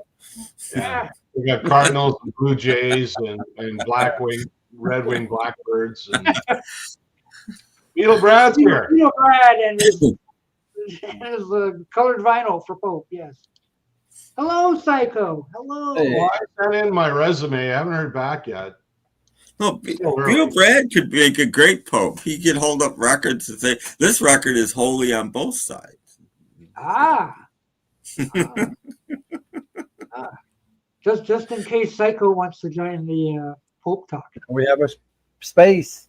We've got an hour and a half left. Yes. Topo Gigio. That would be Popo Gigio. Yeah, Popo Gigio. He'd be great. Popo Gigio the third. Yeah, night every night. Ooh. Yeah. We got this all settled. We got this. We know who the next Pope will be. I hope we're not. Well, we probably are offending Catholics out there. We should be fair. Interesting thing is that I actually watched an old news clip a couple of years ago, and it was interviewing a guy called Olof. I think it was Olof or something like that, and the last name was Påve, and Påve is the Swedish name for Pope. His name was literally Olof Pope. Hey, maybe the next pope will be Swedish. Could be. You never know. Yeah, right. Yeah. I don't know. The Catholics are so big in Sweden. Has Well, you there ever, are Catholics there. I mean, there's got to be Yeah. Catholics in Sweden. has there ever been a black pope? No, of course not. It could be the first. Could be. Could be. You know, Never the, been a woman either. I doubt they would or a elect gay pope. Mhm. Or Pope Corleone. There you go. I think Yeah, to begin with, he has to be from a country that is has Catholics as is the main religion. Oh, okay. Yeah. Yeah. Sweden is Christian. Oh, okay. we could Wow. get an animal for a pope. Pope Rover. I don't know. Somebody did publish a list of the candidates. I don't remember where I saw it, but there I've was. never kept track of Dalai Lamas. I only know one. I'm just going to keep looking for the black smoke, and then we'll know. Oh, White smoke. it's smoke. There's smoke. White Different- smoke. White smoke for Pope. No, it's The white white smoke. Black smoke means that they didn't come to a decision. Yeah. Which I forget what happens when they do that. They're Well, in it's- conclave they're for a working certain on amount it. of They're time, working and then they have to have an answer. And the black Yeah. smoke means there's I no think it's answer. supposed to take about two weeks, something like that. Oh, I can't wait that long. Well, they've got. to make a Meanwhile, the decision. environmentalists are out there protesting about all the smoke. That All the they're- smoke, Oh, yeah. let the smoke go. You're polluting the atmosphere. Well, I'll let you know if I hear anything about my application. So Yeah. Okay. I didn't last time, just so people know. I didn't hear a word. about it. Well, can I ask a favor? If you get it, Yeah. when you come on here on Sundays, will you wear your hat? Yeah. Hello. Yeah, let's go. Like Sally Field. Why not? Pope. Hello, people. I'm the new Pope, man. Hey, You know, look at the No, I ring. think after Popo Gijo, they should have Pope Senior Winches. That would be good.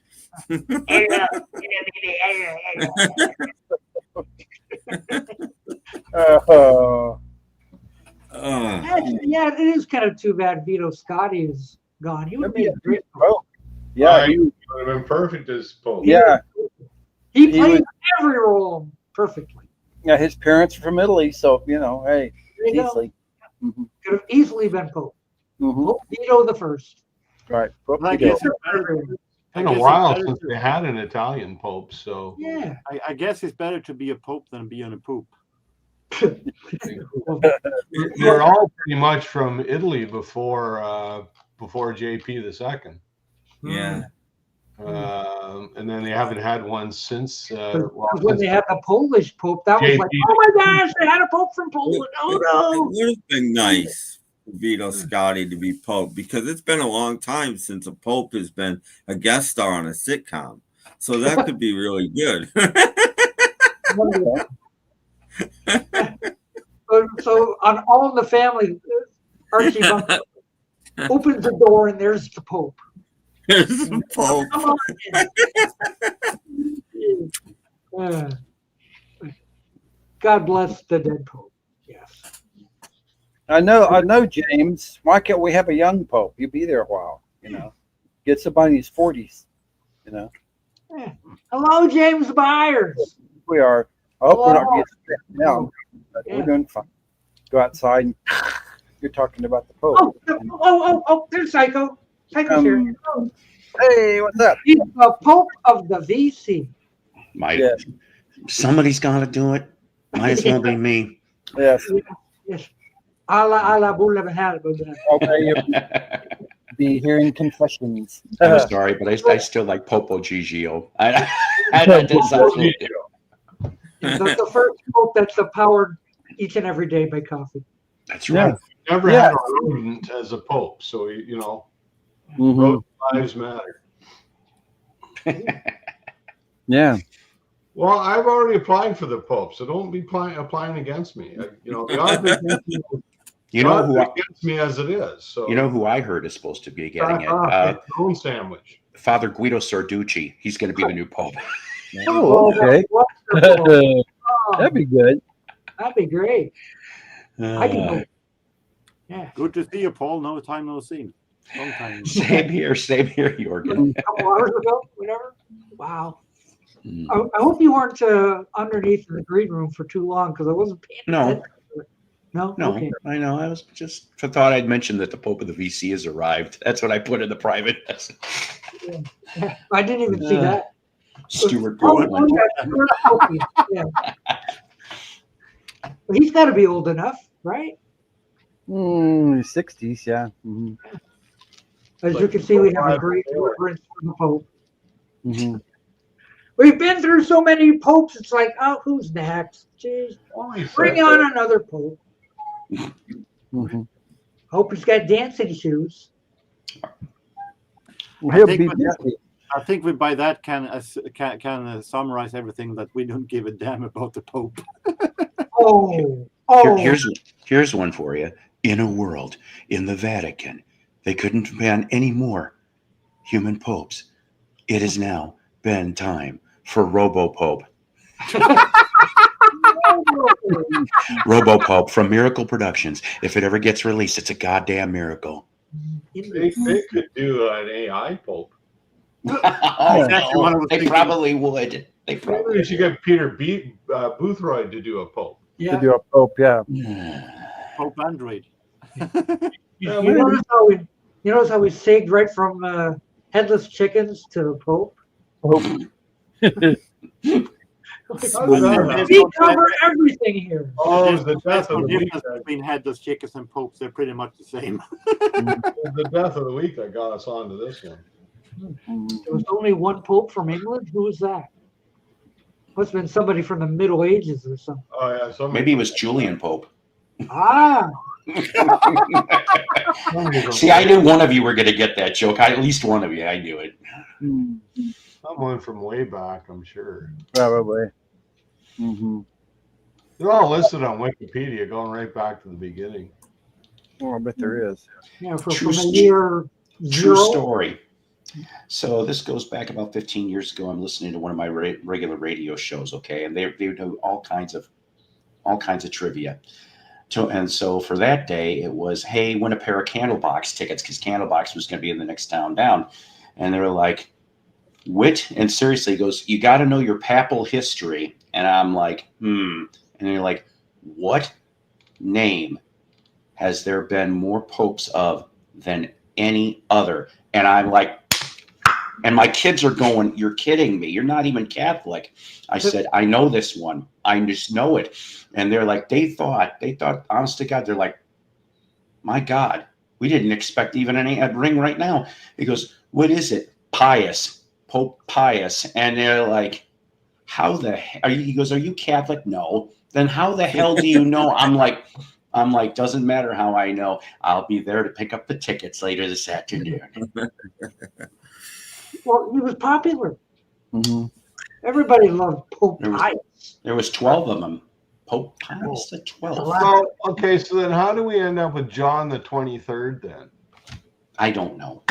No. I'm looking at the list here, and I don't see any other Johns. He just picked a number. That was his lucky number. For the papal lottery, number 23. That was back in the 20s when the phrase 23 skidoo was Back very in the popular. 15th century, and I haven't found another John yet. That's from the Vatican Bingo Hall. That's what it is. I-23, I-23. Okay, the one before that was John 22, and that was back in 1316. Holy McMoly.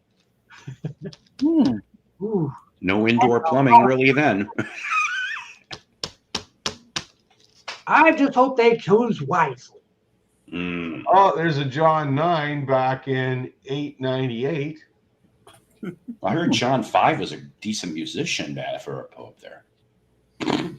Pope Paul the first Adrian? was in 757.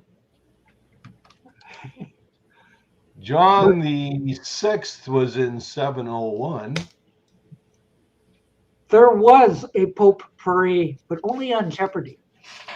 Yeah. First, okay, here we go. So the first, John the Second was 533.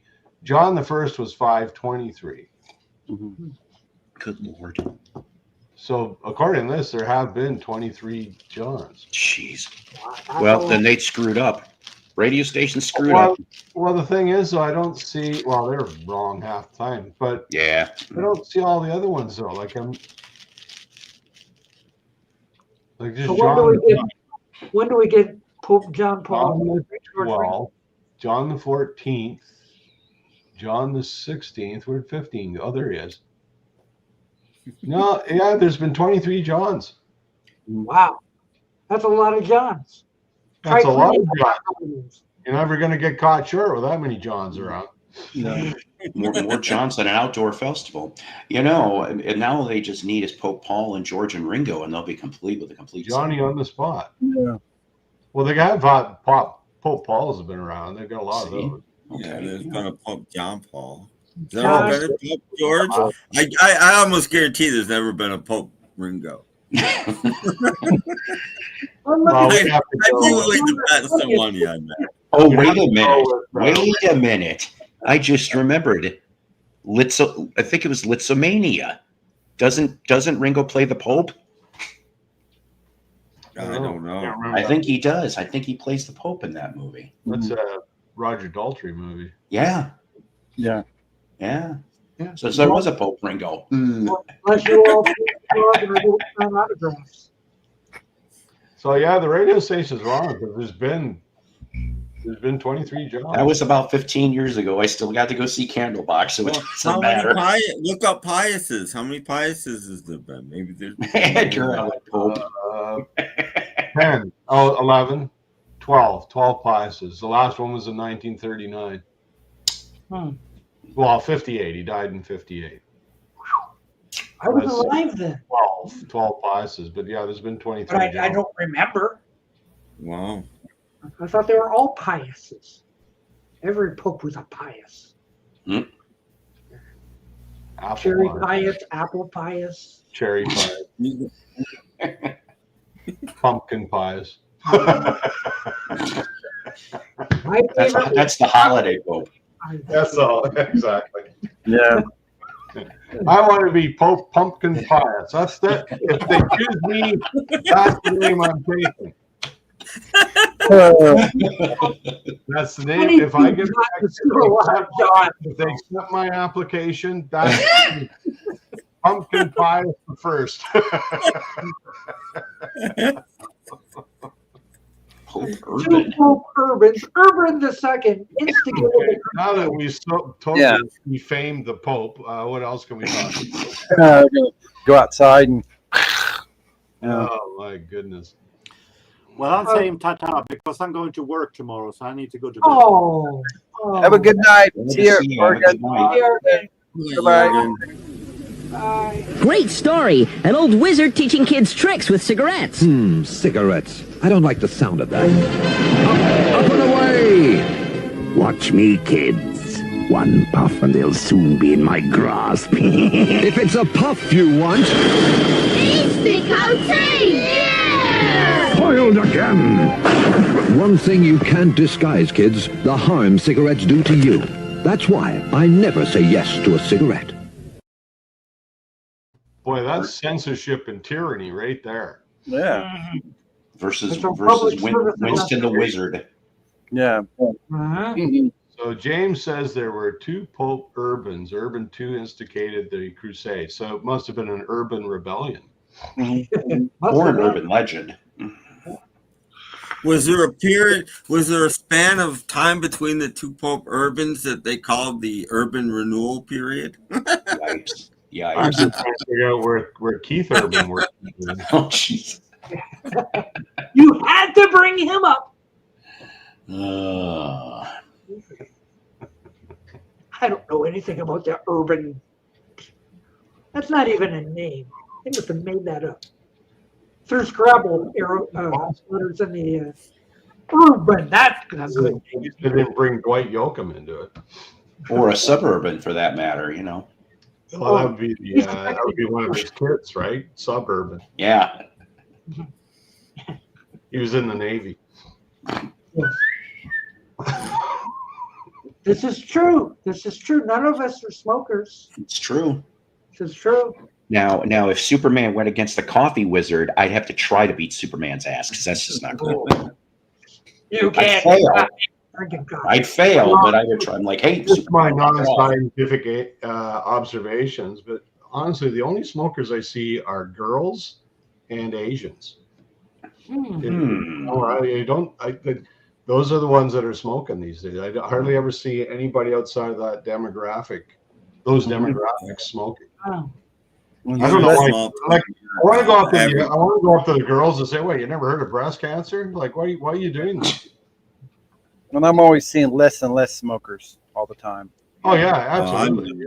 I see more and more and more and more and more. Oh yeah. Be careful with that breast cancer. I mean, even men can get that, aka Peter Chris. Where do you get that? He had breast cancer.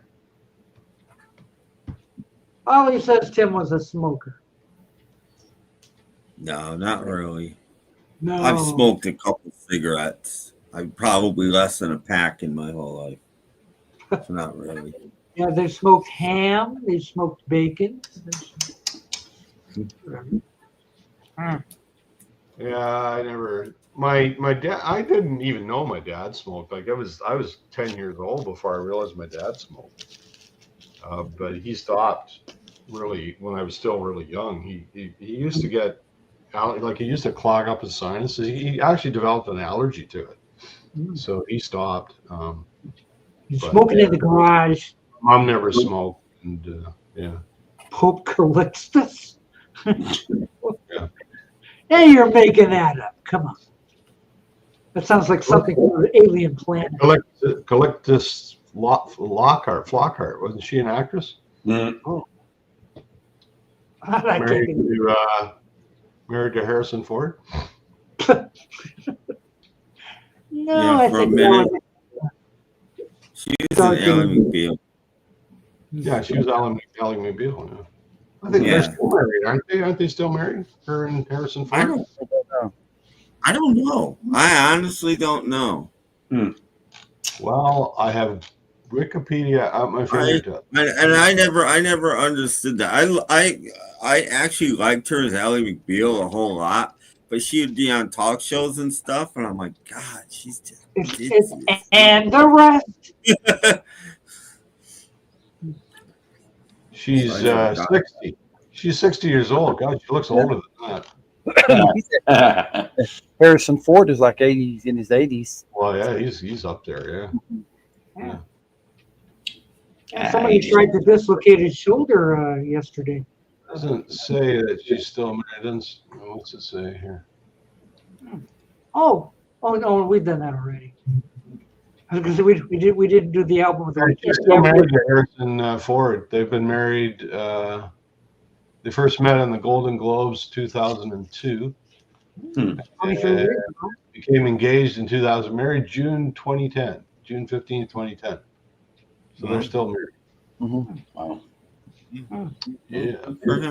So she's what I say. She's 60. Harrison Ford is 80 something. 82.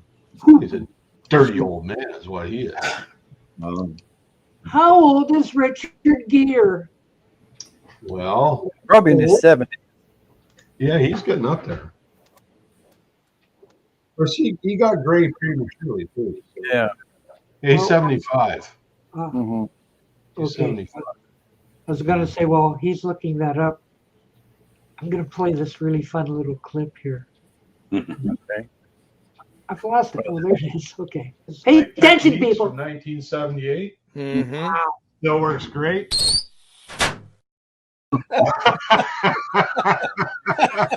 Oh my God. What the heck? Oh boy. I love it. I love that. That's a good Wow. one. What the hell just happened? Yeah. Combustible stereo. Be careful, Paul. This Paul. That could happen to you someday. It could. Maybe it was the last record he had on the player that made it combustible. Yeah, you're muted, Paul. He was playing Yoko. Don't play Yoko because. Why did you mute it? No, he's playing Alice Cooper. Robert P. Oh, okay. Oh. Happy birthday. Hello, Happy birthday, Robert. Robert P's daughter. Yes. Yes. Yeah. Yeah. Herb Alpert's going on tour with Frankie Valli. It'll be a great double bill. That'd be fun.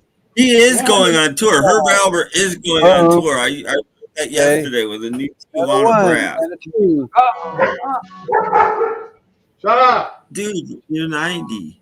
Happy 35th birthday to Robert's fourth daughter.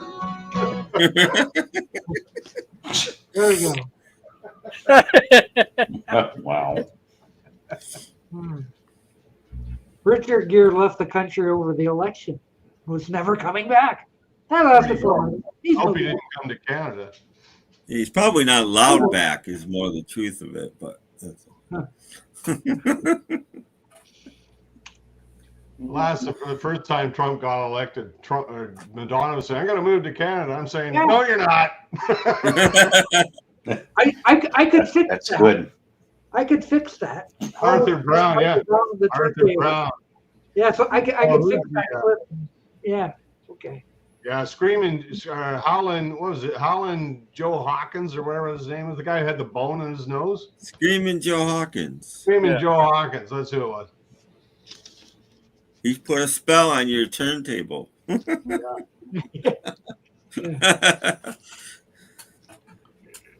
it's Arthur Brown who did Fire. CR did a good cover of his song, boy. Yeah, Arthur Brown did Fire. Arthur Brown. The crazy world of Arthur Brown. Arthur Brown. Yeah. Fire. He just kind of disappeared, didn't he, Arthur Brown? He was. He's a one-hit wonder. Yoo-hoo, Professor of Rock, are you listening? What's this? There we go. Yeah. I'm telling you, you can take the lyric to any song and do what I just did. Yeah. Yeah. Okay. Dang, that means Harrison Ford was 31 in American Graffiti. Yeah. That's like Grease, where the actors playing high school were all 45. Just John Travolta. I guess. That's something else for the Professor of Rock to John Revolting. take care of. This person was 45 years old, when he was playing a teenager. I don't know whoever told Travolta could sing. Oh, he's saying, I get what he said. I thought he was saying the name of Arthur Brown. No, he's saying Herb. I always thought it was Herb Albert. No, it's Alpert. Alpert. Alpert. He had a pert. No relation to fat. No. Pert. Yes, with a P. Alpert. Founder of A&M Records. Yes, the A stands for Alpert. And now that he's gone, it's just M Records. Albert Moss. No. It's not Albert Moss. Yeah. Well, Albert Moss was the other guy. Yeah, Moss was the other guy. But it's just Albert. Jerry Moss, was that his name? I want to say Hey. Yeah, I think it is Jerry. It's Jerry Moss. They formed Jerry Moss. Yeah. Jerry Moss. And there used to be a rumor going around. Nobody knows if it's true or not. But if you had a single, if you're signed to A&M and had a single out, it had to have horns on it. That was always the myth. Don't know if it's true, but you listen to A&M singles, and most of them do have horns on them. The first one that popped into my head, Voice and Heart. Wonder what she's doing exactly. tonight. Voice horns and Heart. All over that damn thing. Voice and Heart. I always heard didn't want horns on it. Wonder what she's doing tonight. But no, it's gonna be a single. It's got to have horns on it. Well, who was Alpert doing any producing? Maybe it was him that was doing it. Cool on the label. That was always a rumor. It's probably one of these. You guys are really cool. Oh, thank you all. Yes. And besides, it's a Batman marathon going on today. Nice. Okay. Correct. Okay. I caught You an guys ever in hear the joke. Who's version of Batman? Yes, I caught an in joke this morning, and since Tim Allen is a great Batman aficionado, I don't know if he's ever noticed this one, but the episode where the Joker is printing counterfeit money and putting them out through the bank, okay, and Batman comes in to talk to the bank president. Do you remember who the president of the bank was? Vito Scotti. Oh no, well, the character name. No. I just, it took me what, 60 years to notice. I noticed Mr. F. Flam. Flim Flam. Exactly. Flim Flam. But I mean, it's on his, you know, the camera goes in on it, back. I'm sort of Mr. F. Flam. I'm going like, oh, Flim Flam. That's a Rick 9G video right there. Something Oh, in yeah, Batman. no, You never noticed in Batman. They call that an Easter egg, right? Not that they refer Well, to it's an in joke. Yeah, And I just That's caught what it. an Easter egg is. I just caught it today. Yeah. Yeah. F Flam. Well, anyway, the Carpenters single had horns played by Albert. Oh. Mm-hmm. Yeah. I'm not telling you. You'd run off and watch. It's one of those substations. Go. The substation. So it is. And You by the know, way, that myth really only applies to early A&M. Clearly by the late 70s, that rule wasn't enforced anymore. If it ever was, I mean, Joe Jackson wasn't having horns on his singles. You know, I'm talking. This is the early days of A&M. No sticks. No sticks horns. Yeah, Styx didn't have horns on their singles, and Joe Jackson didn't have. You know, but I'm talking. Although Dennis Young tried. Yeah.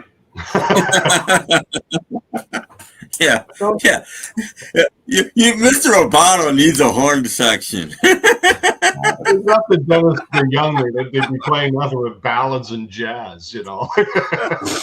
Don't forget, kids, to go out Show tunes. apple juice. Styx would be doing show tunes. Oh dear God. Yeah. Oh. Robert P. wants the party. Let the party start. Get the party started. We can do that. Here we go. Yeah. Well, Doc, now that there's nobody left watching, what are we going to do now? Oh, where'd all the people go? Aw. These are times when I'm happy I'm one of the and the rest. I don't want to be attached to that. I didn't say that. I didn't actually say that. Well, for those who are But wondering, the one guy looked a little like Hervé Villachez, but I could be wrong. I think you're wrong. I think they were a little tall. Well, the shortest one there looked a little bit like Hervé Villachez. Oh, the one that went. Yeah. That was not Vito's body. I was waiting for him to say deep lane, deep lane. Now he was standing on rocks. When are you guys gonna dance like that? Never. Yeah, never. I agree. Never. That's up to Peter Boothroyd.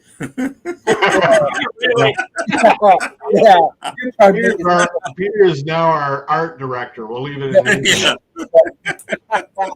Tune in next week. We'll be dancing like that. We'll be dancing like that. Yeah. Walk around. Yeah. Obviously, I didn't edit that correctly because I was visible in the corner. Just a little bit. Just too much. Like, oh, geez, I didn't edit that right. So, well, that's our entertainment section for tonight. Yeah, that was very entertaining. I thought so too. I couldn't stand much more of that caliber of entertainment. Oh, come on. You admit you were like mesmerized by that. It left me speechless. Yeah. Gosh. Mm-hmm. Every once in a while, YouTube throws me another bone. You know, like, you haven't watched this one yet. Oh. Sometimes bones should be left lying on the ground. Or buried. It's all YouTube's fault. What? The middle guy is a young Mayo. I don't know about that. No. I don't think Mayo ever danced like that either. So come on back, all you people. Jeez. I was just joking. Really? Yeah, it's not like it was a Ritz Brothers marathon or anything you were playing. Yes.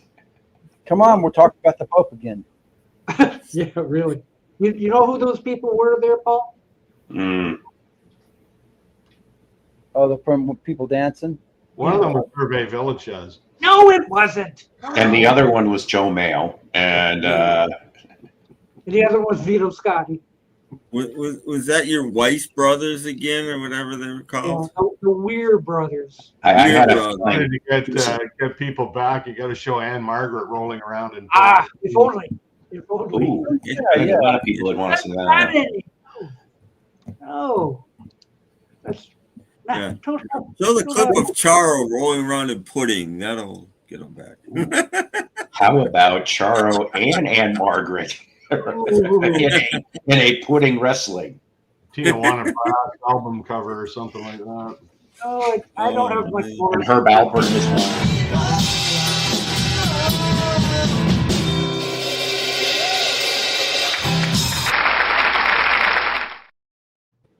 #1 single in Singapore, I'm told.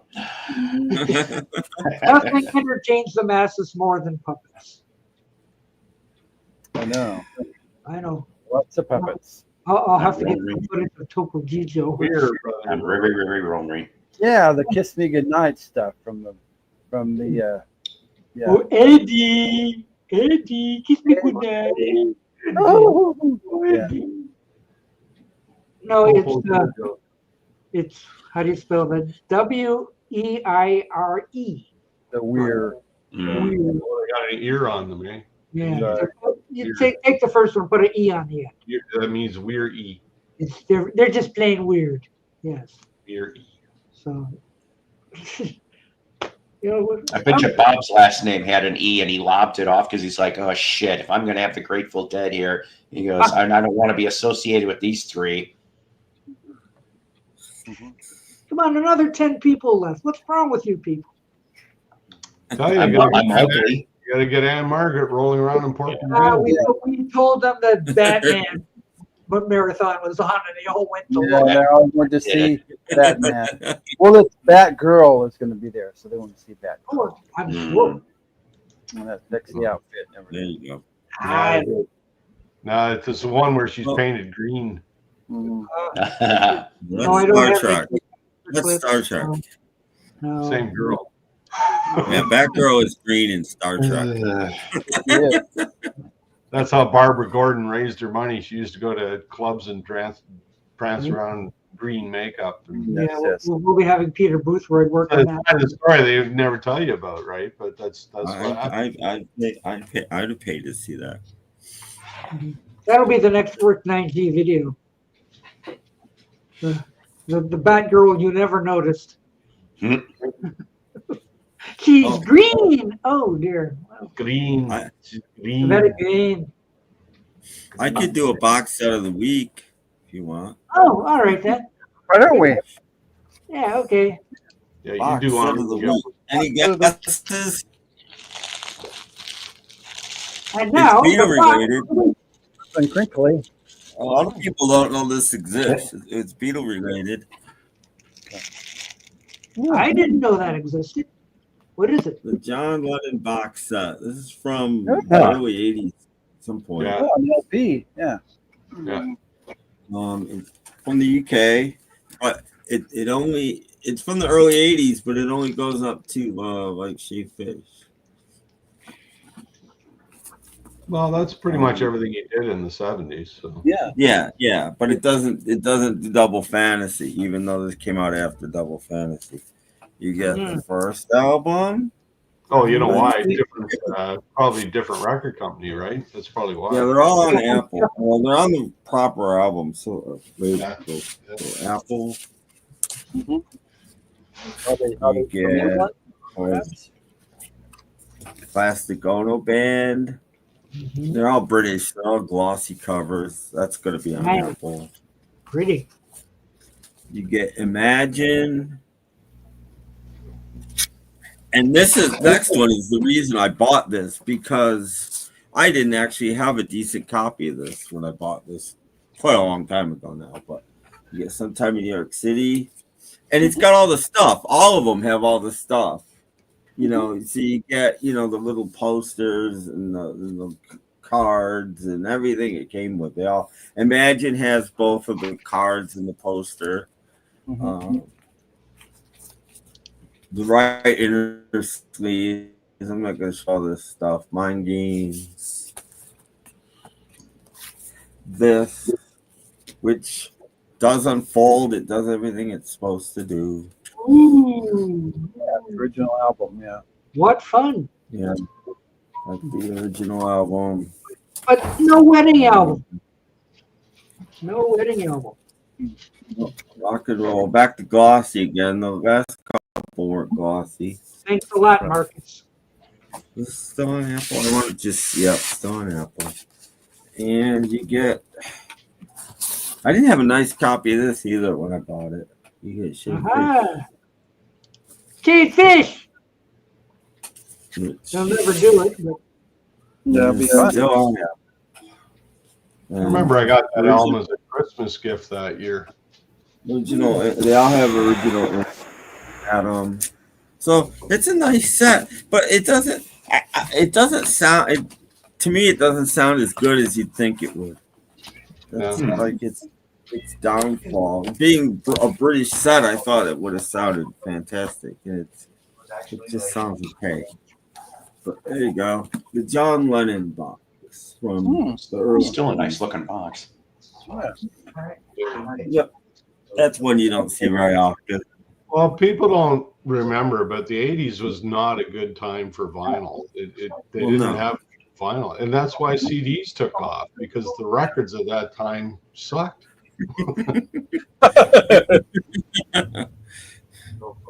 yes, I can do it.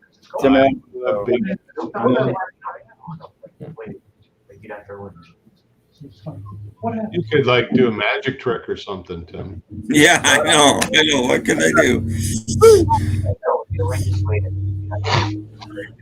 I don't have any magic supplies. Well, I know what I can do. This'll make it small.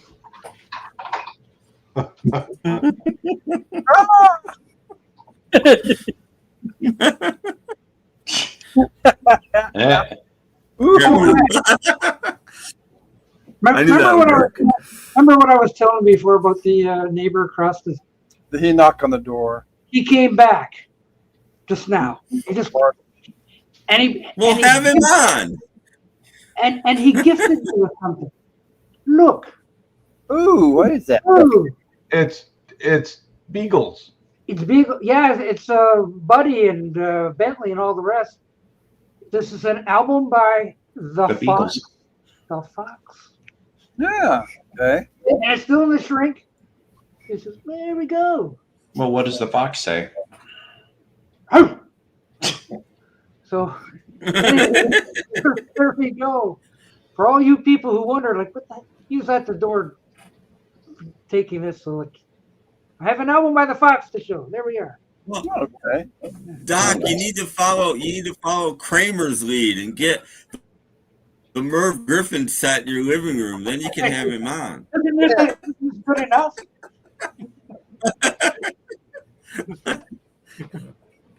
Anyway, that's what happened. And I'm telling him at the door, and Tim is sitting there like wondering why I'm still here. My show is on.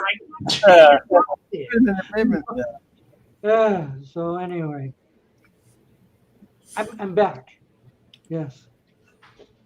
Well, that no snaps and crackles and pops. Yeah. That sort of thing, but that was well. In the early vinyl, in the early '80s, vinyl was still okay. It got really bad by the mid to late '80s. It wasn't very good. No, that's why CDs took off. Like people, well, it was a new technology, but people were pretty fed up with vinyl by that point. Yeah. Yeah, I mean, It wasn't good at all. I always say this. I have an original copy of McCartney's "Flowers in the Dirt," and it sounds like it'd been run over with a truck, and it's minty. And I have a Russian copy, a friggin' Russian copy that sounds great. And I'm like, how can this be? They've probably got an 8th generation master they're working from. Well, it could have been from the CD great too. compared to the American. The Russian could have been from a CD as well. You know. Yeah. I got a box set. See my box set? Oh, look at this. What is this about? I might have shown this. Anna Massa, front row seat to. Yeah, this is a DVD set. Ooh. He did in 2014. He did a whole series of live albums, and then each one came with a DVD. So those are the in England. He went around and did these different concerts. And the cool part about it is the track list. There's not a lot of overlap. So each concert is significantly different. And he even used different bands for these shows. So yeah. So and they did this in a really nice box set and a DVD. Lovely. My friend Bob over on Vancouver Island found it on I think it was Facebook Marketplace, a little booklet with it for like $20. So he said, "You want it?" So oh, yeah, grab it for me. I'll send you $20 or I'll buy you something for $20 or whatever. So yeah, look at that. That's pretty cool. This little hardcover book. And so if you're into Joe Bonamassa, that's something you can look for. It's really good. And each DVD, there's a little mini documentary with it where he talks about the concerts. And, yeah, I know how you feel, Psycho. Okay. Have a good day. All right. Thanks for coming.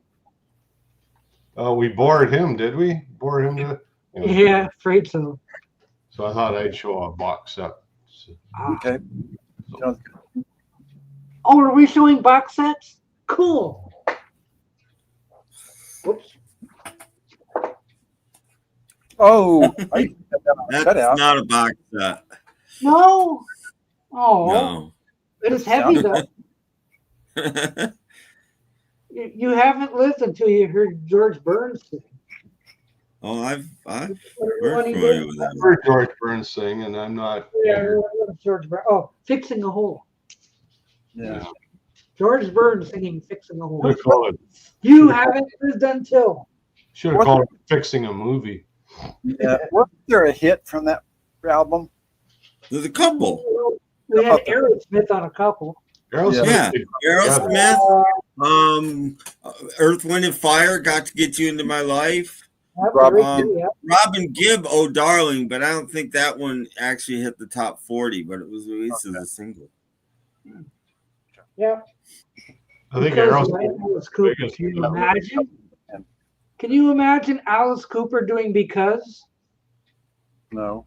I'd you've seen the movie. I haven't seen the movie in a long time. It was on the screen and then it's kind of disappeared. Right. I wonder why. No, gotta be a reason.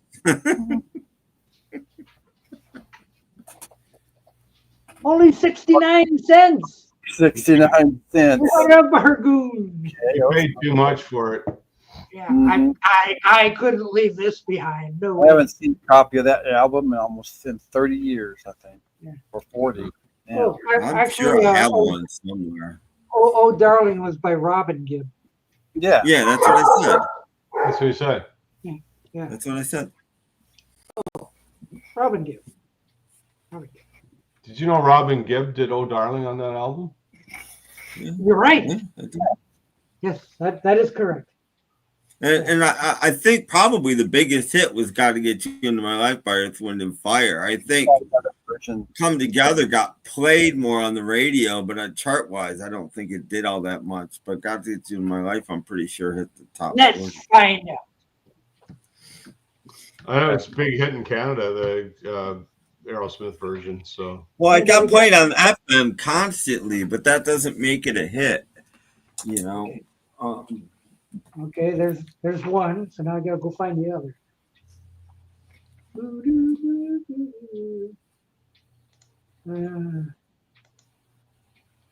Aerosmith starts with an A.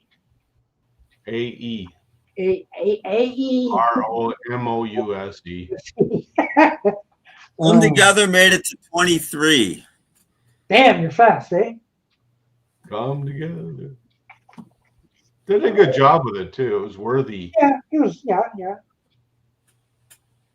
Where is it?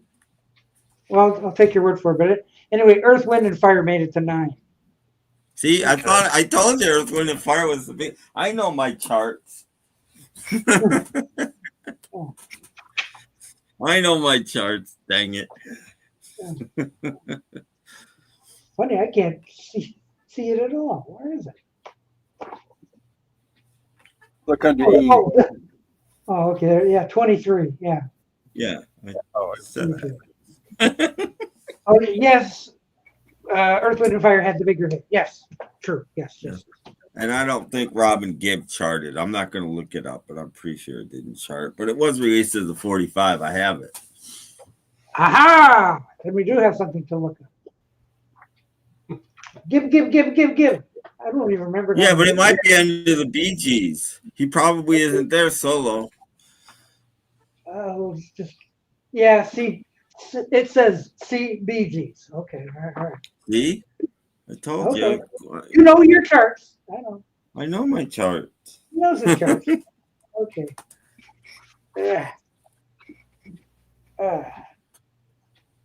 Robin Gibb is Shine. What? Yeah, I don't think O'Darlin good. Okay, I got a number. What do you think? Oh, it did make the top 40? Yep. 34. I don't think it did very. No. Higher. 20. Wow. Higher. 10. Higher than Aerosmith? I'm shocked. It's That's lower on than the 10, dance but higher chart. than 20. It's on the dance chart. I don't remember ever hearing that on the radio. Neither do I. Ever. I don't either. It says 15. Wow. Okay. I'm surprised by that. I'm surprised too. Yeah, That's surprising.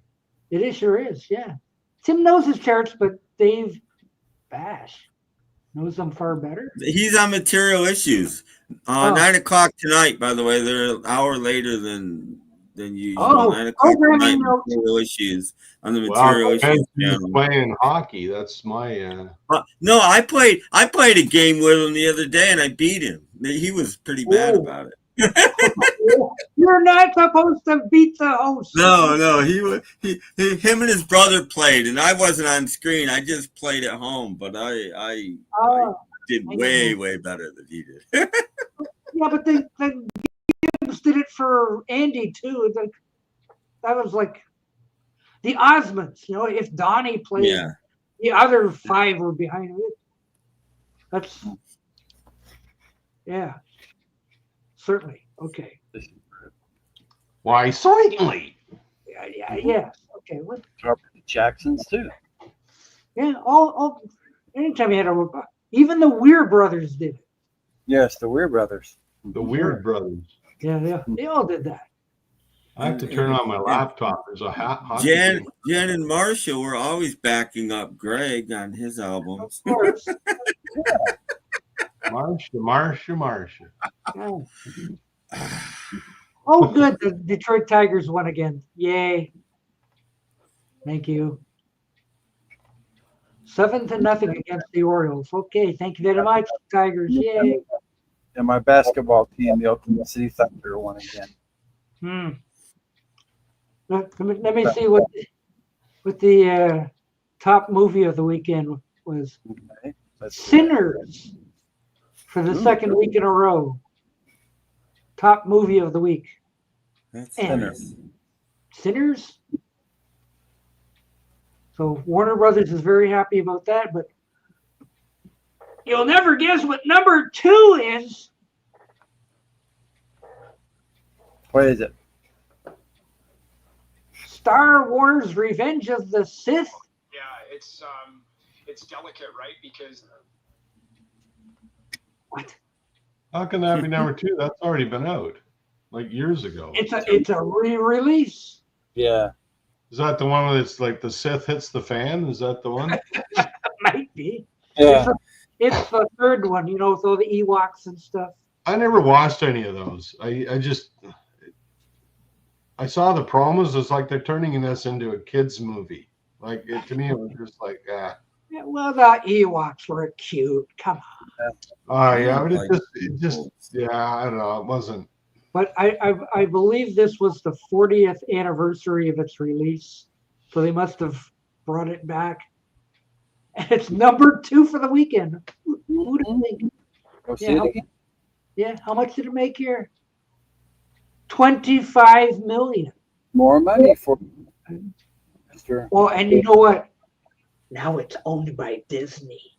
Mm-hmm. So even for one weekend, the Disney coffers just went up by 25 million. So thank you very much, George Lucas. Yeah, and they didn't even have to come up with an original idea. No, just. Well, they haven't come up with an original idea since 1984. So. Well, since Revenge of the Sith, apparently. Yeah, so that was the third one in the original trilogy. So that was the first trilogy, right? That came out. That's the second trilogy, and that was going back with Anakin, all that kind of stuff. Chapter 3 became Darth Vader at the end of that film. Lucas said he was going to make 9. After the first original 3 did so well, I think I'll do 9 now. 9 more. But now that Disney owns it, it's like, let's just crank. They got the streaming series. What is it, Andor or whatever the hell it's called? The Mandalorian and all these things. Yeah, they got all these offshoots. So they're just exploiting it, and the movies aren't even that good anyway. So yeah. So Star Wars is back with a vengeance at the box office. Yes. So there you How go. much is the Snow White movie? What place is it in? Let's see. After 6 weeks, Snow White has brought in a whopping 85.7 million. Not very like good. Yellow Snow. No wonder they got that much. Or like Yellow Snow, right? Yeah, well, no snow is good at this point. Meanwhile, the Minecraft movie is 379 million. And if anybody wants to go see the movie Live at Pompeii, that's out there too. It made a they put that out. That's interesting. that's a good thing. Okay, well, Yeah, it made. that's been around for years, but I guess they cleaned it up and they. Won 1.3 million for that. They're going to reissue the soundtrack on album. I'm sure they will. That's my favorite. That's my favorite Floyd album is Metal. I think it's an amazing album. Really, I love that album. No, I don't know about this. Well, yeah, they were Partridge Family's backup band. That's But not Ringo's back. Oh no, he's got all these country guys. Like you can see it on. Well, you got Klaus Vorman and people. No, I don't think Klaus is on this one. No, on the new album, it was all country people. It's all country people. No, Revenge of the Sith came out in 83, I'm gonna say. No, you're talking. No, he's right. It's the 2000s. Mm-hmm. The third movie in the first series came out in like 82 or 83. Yeah, that was Return of the Jedi. First series. That's not the Revenge of the Sith. It didn't come out so much later. Yeah, 2000 something. So it's the 20th anniversary that it came out on. I don't know. I give up. Clearly. Yeah. Well, anyway, something's going on at the Gerhardt. I'm looking at Ringo's album. Loads of people on it. Oh, a lot of country Well, a lot people. of the people that played live at the Ryman and stuff were the people that were actually on the record. Let's see here. Has it got? Okay, recorded at. I get my Star Wars movies mixed up. Billy Strings, Molly Tuttle. Yeah. Well, those are singers, I guess. Well, Billy Strings plays guitar, I'm pretty sure. Yeah. And so does Molly Tuttle, I'm pretty sure, on it. Okay, Ringo Starr played drums. And Alison T-Bone Krauss Burnett's probably on it. Mm-hmm. Alison Krauss is on it. Recorded at Nashville. See, it's recorded in Nashville, so it's not the Wrecking Crew. Willie Nelson. It's you know, the musicians that played with him, but Ringo didn't really. He may have gone once or something, but most of the time they would record the backing tracks and send them to Ringo, and Ringo just recorded his parts at his house. Yeah, exactly. Well, that's how a lot of it's done these days. Yeah. You know, see if I can find more info on the actual. They used to just list them, you know, making it easy for us dummies. But now they don't do that anymore. Now that most albums don't have any actual musicians on them at all, they don't bother listing musicians on the ones that do. It was done at his house. Well, just Ringo's parts. It's not like when Ringo makes an album. I think that's a really good picture of him. The band comes to his house, but That's not a good photo of him. I like that photo. It's really good. He looks like a badass cowboy. Yeah. He just looks like Ringo. That looks like Ringo. That's got to be Ringo. What a coincidence. Good old Ringo. But I'd probably find out more online about it. But it's all Nashville players that are on it. Yeah. I'm sure T-Bone Burnett's on it as well. Yeah, T-Bone Burnett. Might even have whoever the band, like I said, whoever the band was when he played at the Ryman is probably those guys. You know, from the TV special. That, for the most part, the band that played on the album.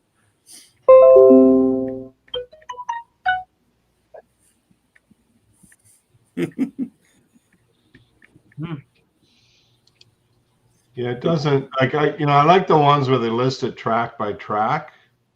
Well, they do it here. So hang on. I need light because I can't see anymore. So Ringo,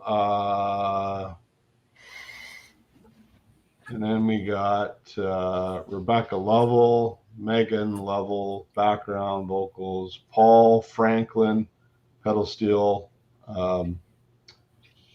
Dennis Crouch, bass, Daniel Tashian, see T-Bone Burnett, electric guitar. Yeah, it's all those guys. They're all Nashville guys. The peace sign is on the label, by the way, so you don't have to wait. Yeah. There'll be a peace sign someplace. Peace and love. Yeah, no autographs. Matthew Smith liked Crooked Boy better than the country album.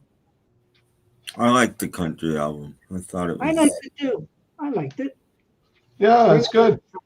But of course, I like Okua Blues too. So But I think recent. I'll put recent in quotes. I don't think his country album is his best recent album. I think his best recent album was Give More Love. I think that album needs more credit than it's given. That album's pretty good, actually. Needs more love. Yeah, Give More Love needs more love. Exactly. Why wasn't Paul ever on Ringo's All-Star Band? Well, come on. Paul McCartney would never do that. No, because then it'd become a Paul McCartney show, right? Yeah, really. Exactly. He was asked when he did. There was a Paul McCartney VH1 weekend, and sometime in the '90s, and Paul was on and did an interview, and they asked him if he would ever consider joining the Wilburys, and Paul looked at the guy like he was nuts. I said, no, that's George's thing. That's George's thing. Why would I wanna get in the Wilburys and make it my thing? I wouldn't do that to George. You know, that's what he said, you know. I could see Ringo as an Ewok. I could see Vito Scotti as an Ewok. Yeah. Maybe Ringo I think could. Vito Scotti was an Ewok. If you look at it really closely. Maybe Hervé Jabilachez was too. Yeah. Ewok And number yet- 43, Vito Scotti. I'm pretty sure I saw one of those. I'm pretty sure I saw one of those Ewoks going, "Deplane, deplane." Yeah. Now there was one Ewok that you remember that that dwarf family that was on the. Does anybody watch those kind of shows? There was a show about the mom was an Ewok when she was a lot younger. Yeah, Little People, Big World, something like that. I don't. Like that. Yeah. Reality television. Paul Mainly hasn't because put of up misnomer. 5 years. It's not reality. Mhm. Paul wouldn't fit in with the Wilburys anyway. I read a quote from Tom Petty saying that John Lennon could have been a Wilbury, but he can't see that either.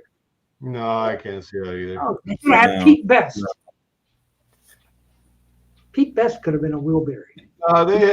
They all had a certain vibe to them, and George. I'm surprised George was part of them, but because if anybody was different from the other guys, it was George. Like he was. But it happened because of George. There wouldn't have been. Well, I know. But what I'm saying musically, he was. If there was an odd piece, it would have been George. But yeah, George was a really good musician. Yeah, I think the odd piece was Dylan.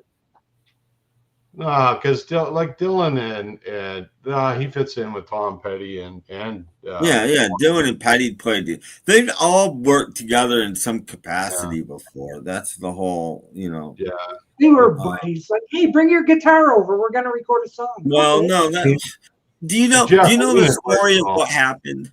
George got a phone call one day. His Cloud 9 album was doing really well. They didn't know what to put on B-sides of singles, so they wanted George to record a new B-side. Johnny Cash could have fit in there. So they gave George some money and said, go record a B-side. So he decided to record at Dylan's home studio. So he goes there, but he'd been hanging out with Tom Petty, and he left the guitar he wanted to use at Tom Petty's house. So he goes to Tom Petty's house to pick up his guitar to go to Dylan's studio, and Roy Orbison is hanging out with Tom Petty. So, hey guys, I'm gonna go make a record. You guys want to come? Sure. Yes, So next thing you know, and you get to Dylan's studio. Dylan's home, and of course Jeff Lynne is with him because Jeff Lynne is going to produce the single. And there's the 5 Wilburys because George left his guitar at Petty's house. Amazing. Yeah, so it just fell into place. And then the B side of the single was handled with care, and of course Warner Brothers heard handled with care and said that is not the next B side of your single. That's freaking better than the A side. They're like, no way. So then the Traveling Wilburys is born. So Matthew Smith mentions Johnny Cash, and I think he would have fit. Like they could have brought him in after Orbison died, actually. Well, they brought 2 people in. They brought the first one was Del Shannon, who died, and then they asked Roger McGuinn, and after the 2 people that had held that spot had died, Roger McGuinn said no thanks. Yeah, McGuinn would have fit too. That would have been a good fit. No, he was asked and turned him down and said, no, I don't. 2 people have died within like a year. No thanks. I'm not gonna do that. Dion would have worked there well there too. They could have brought him in. I think he would have worked fine. But because there's I don't know if you know, there's a single with Del Shannon on it. One of the B-sides to "She's My Baby," they did a cover of "Runaway," and Del Shannon sings it. He's on a Wilburys track. I suppose Jim Keltner is technically a Wilbury. Well, no, he is. He even has a Wilbury name. I forget it, but they gave him a Wilbury name too. Neil would have maybe worked. I don't know about that. Neil's a funny guy. He's not really a team player. Like he's very much a solo act. And even with Crosby, Stills, and Nash, it was really Crosby, Stills, and Nash and Neil Young. Like Neil was always Neil would always come out separate from the other guys. He was always this kind of add-on, like he was always. Yeah, they should have actually called themselves Crosby, Stills, and Nash and Young. It's what they with Young, but even two ands in there because even with Deja Vu, most of the recording Neil Young did on that album was alone. Like he didn't do much with the other three guys. So he's kind of a standalone guy, really. I don't think he's not really group oriented.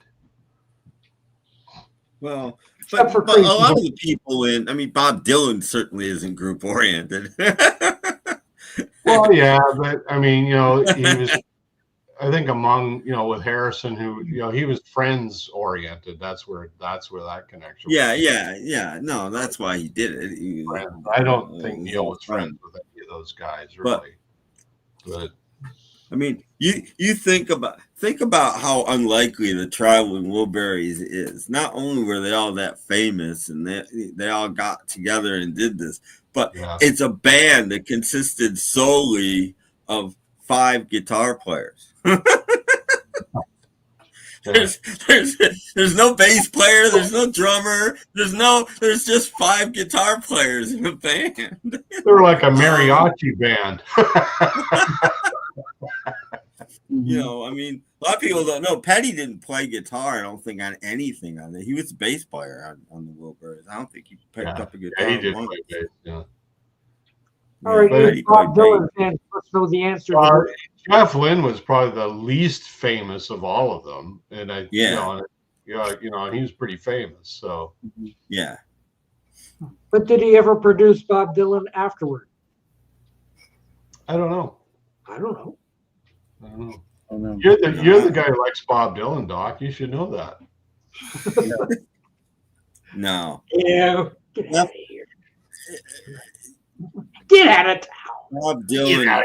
The closest thing that Bob Dylan would have taken. I don't know where you're coming up with. Was Daniel and Wild, and they're not very much alike.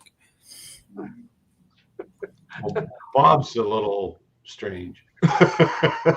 Anyway, so. Buster Sideberry was the cousin? Oh, I heard something. I was watching a video today. It was pretty funny. 10 bands that hate Led Zeppelin, okay, or 10 artists. So they got the Bob Dylan, right? And of course, Bob, typical complaints that they were just loud, and they related a story where Peter Grant, who was the Zeppelin's manager, approached Dylan once, and they kind of used this as an example of Dylan's disdain for Led Zeppelin. He went up to Dylan and introduced himself. He said, "I'm Peter Grant. I managed Led Zeppelin." And Dylan, this is a true story. Dylan literally turned to him and says, "Hey, I don't bring my problems to you." That's what he said to Peter Grant. That was kind of the end of the conversation. Hey, I don't bring my problems to you. That's what I like about Dylan. Dylan has a wicked sense of humor, and it's got no filters, I think is the way you'd call it. But yeah. I mean, I think I might have told you guys the story in Elvis Costello's book. They're playing a festival, a whole bunch of artists, and they drew numbers to see. They drew lots to see the order of the show because it was all big stars. And Elvis Costello wound up going on right after Dylan, and Elvis is a little worried, but he's like, but Dylan, usually half of his show is songs that people don't know, and so I should be all right. He's like that night Dylan played every song that everybody in the audience wanted to hear. He didn't do one thing that, and then so Dylan's leaving the stage and Costello's walking towards the stage, and Dylan stops and smiles and says, "I warmed them up for you." Costello's like, fuck. Dylan, he was such a card.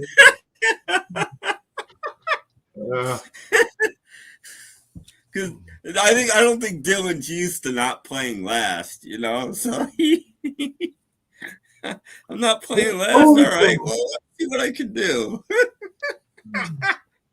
Brilliant. Favorite super group of the 70s? Well, need you ask?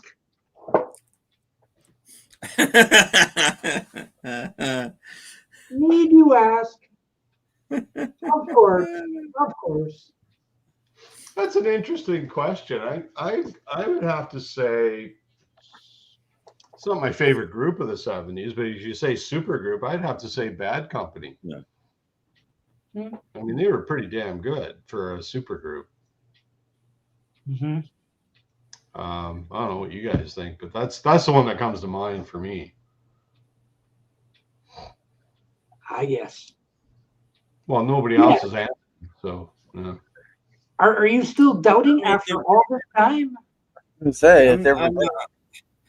Define super group though. Does it just mean you came from another successful band? Is that what I'm? Well, I think that's generally what it is. Yeah.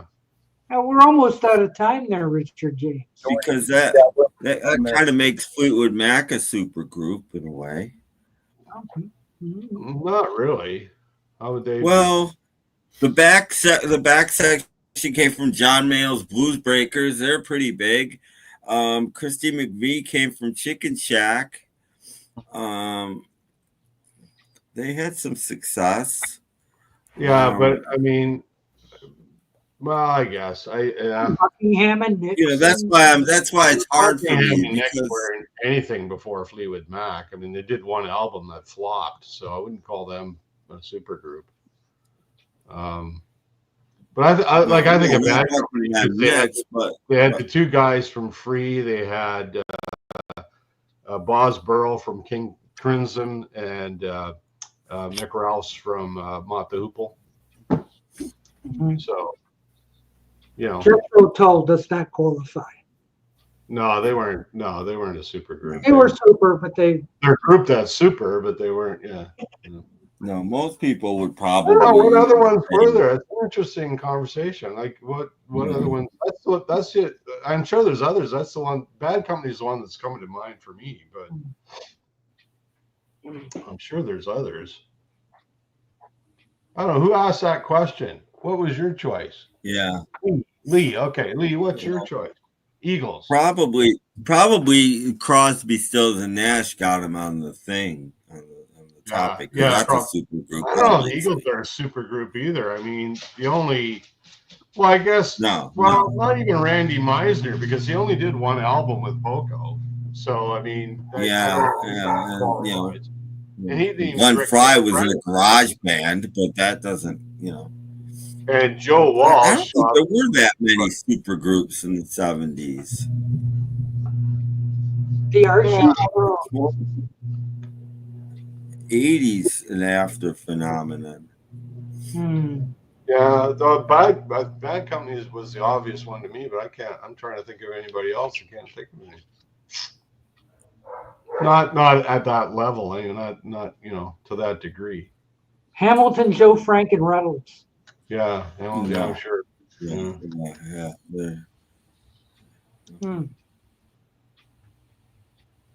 I don't know. Well, Glenn Fry and Bernie Leadon and Ledden and Don Henley were Linda Ronstadt's backing band. At different times too. I don't think Bernie Ledden was there when the other two guys were there. I could be mistaken on that, but no, Bernie Ledden was in the Flying Burrito Brothers. Yeah. But he did play with Linda Ronstadt too, I think. Yeah. Or did she recommend him to them? I think he played with her for a brief time. He was there. I'm not sure whether. Well, Randy Meisner came from Poco. Yeah. But I don't think he ever played with Linda.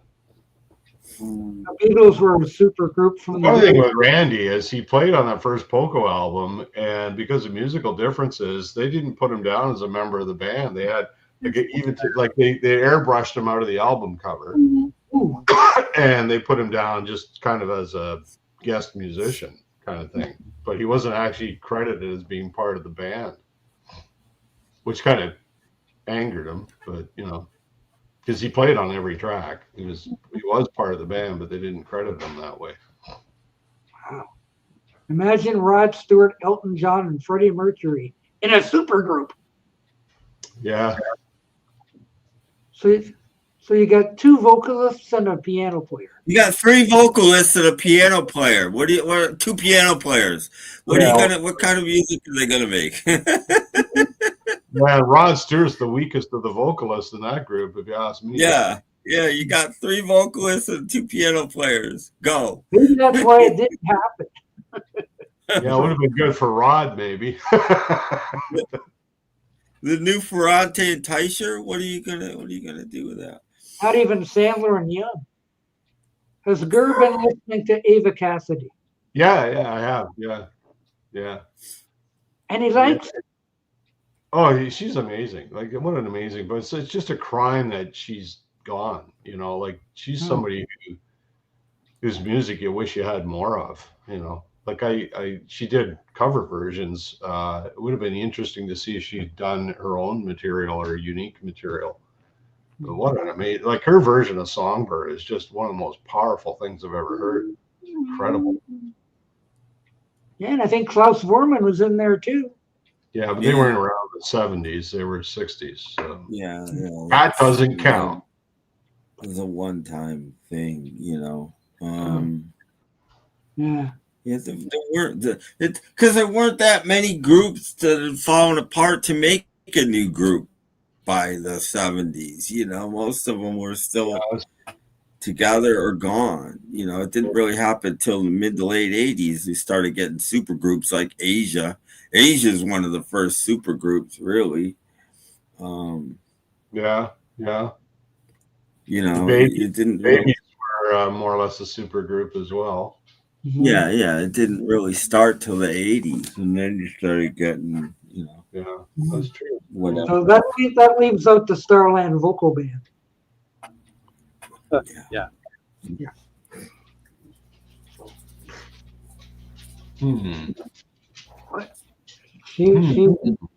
Ava Cassidy would be 60 by now. Yeah, I guess. Yeah. I guess. Yeah, because she was young. She died in, what was it, 96, 97, 96? Like 30 years ago. Yeah. Yep.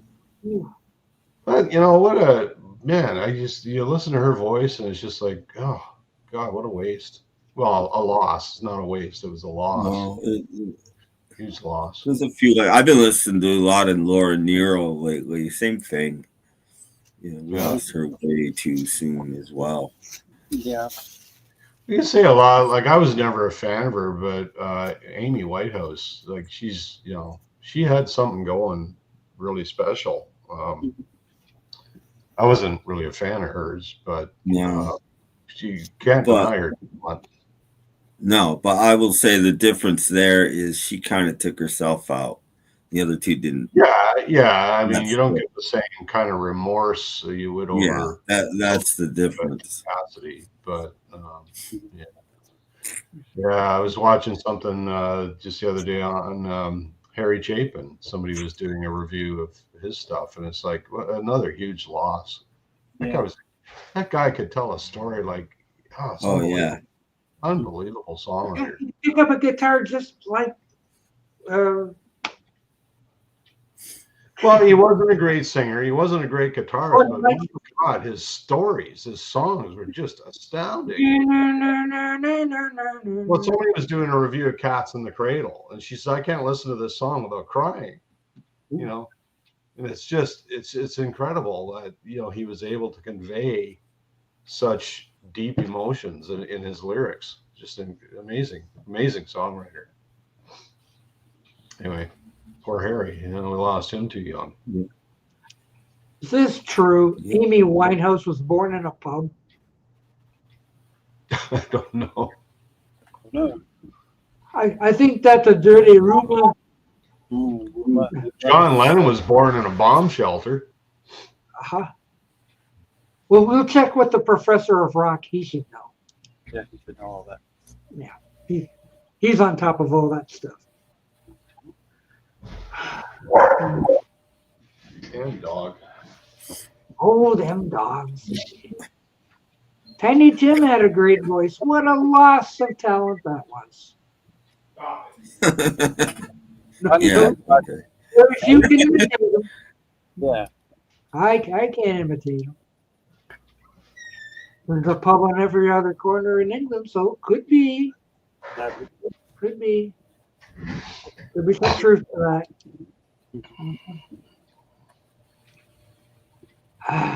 So, I have a funny feeling we're winding down because I see people leaving. Wrong hand.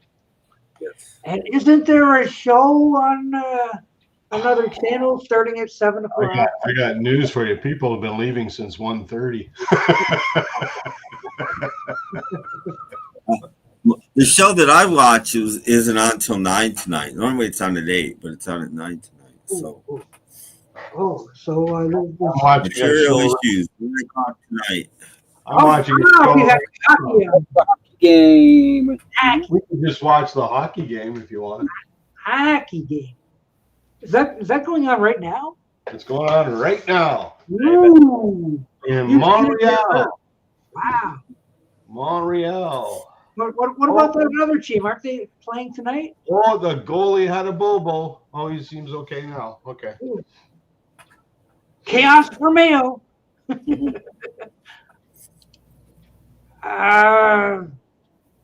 Actually, I could keep on going no matter what, but I think we're starting to run out of gas anyway. See Matthew's next comment. No, because there wasn't a show last week, so I gained 3 hours. Yeah. Yeah. But, after a while, you run out of gas anyhow. Yeah. I love this comment. Oh, there's an idea.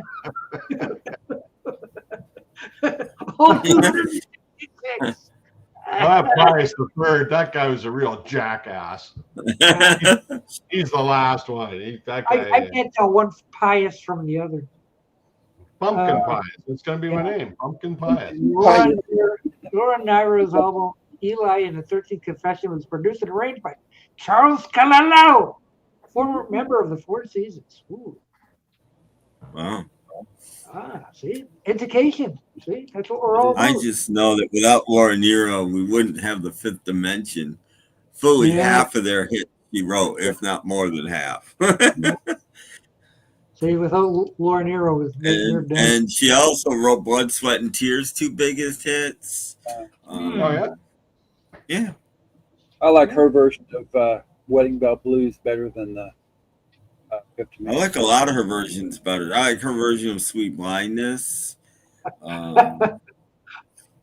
Isn't that a Saturday Night Live thing? Pope on a Rope? Probably. I've heard of that, but I forget where it is. That's probably one of their things. I'm hoping they get somebody a little younger that's still into some sports so that we can have a Pope cycle. Yeah. That would be great. Yeah, Pope Olympics. Well, they got to pick somebody younger. I mean, geez, these guys are dropping off way too soon. Yeah. 92. No, there could be somebody that deserves to be Pope rather than some old guy. I put in my application. I'm telling you. Well, we'll just have to wait and find out. Watch for that white smoke. That'll be the tell-all. Yeah. Pope of Deliverance. And if it's in the middle of the show, we'll let you know. Yeah, the breaking news. You know, one of the, I don't know if you qualify, Paul, because one of the qualifications for being Pope is you have to have performed at least 3 miracles. And it at least one of them can't be a card trick. Well, I've stuck around at the end of, I've stuck around at the end of this show, so there's one miracle. And That was actually Techniques from 1978. Mm-hmm. Still works great.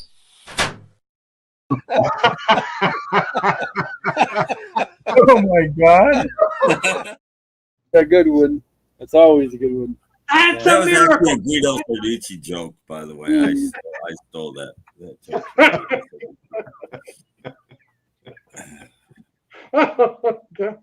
There you go. That is one of the best clips ever. I know a certain YouTube channel that doesn't have that clip. Yeah. I'm not giving that one up. No. Yeah. It's good to see that red wax seals are making a comeback. What's that in relation to? I have no idea, but it is. It's nice. You're right. It's nice. Okay, I'll go with that. That's in a Rolling Stone song, The Sealing Wax, right? Oh yeah, sealing wax. Yeah. The sealing wax, yeah. Everybody waxes their feelings. Yeah.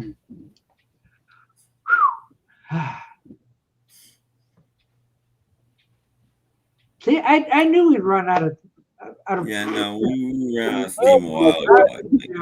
Sometimes 2 hours is a little, I have a cold. My energy level is low today. About 25 minutes in, I think we started running out of energy. So don't forget to buy your Tim Allen's apple juice. Damn. Yeah. Remember to pick up a few of these. Yeah, they're $1 at your local store too. So getting rolls as good as the man is tough for me these days. $1. Can you imagine? I'd buy that for $1. Yes. Indeed, yes, only $1. You go and buy tons of these. Oh, hum the underdog theme on the way out. I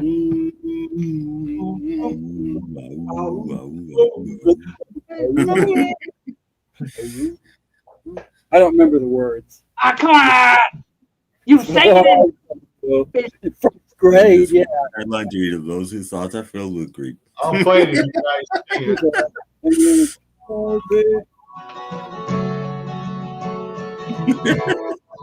The underdog theme, ladies and gentlemen. You guys sing the words. I'll play the music. I don't think I can sing the words to that. The entertainment on this show is just. We have to rehearse, folks. Sorry about that. Yeah.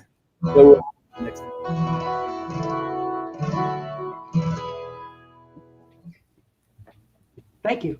Well, in this world, I can't do it. I don't even know. Because I only know the words. I only know the words because of the music. You changed the music, and I don't know the words anymore.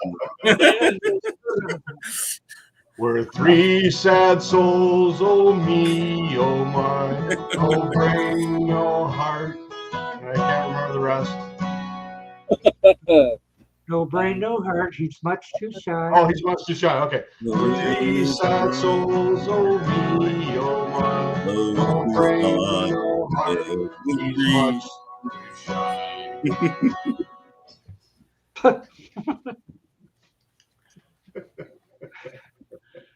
I can't with the first line anyway. Pinocchio was a happy old soul. Okay, he lost his strings.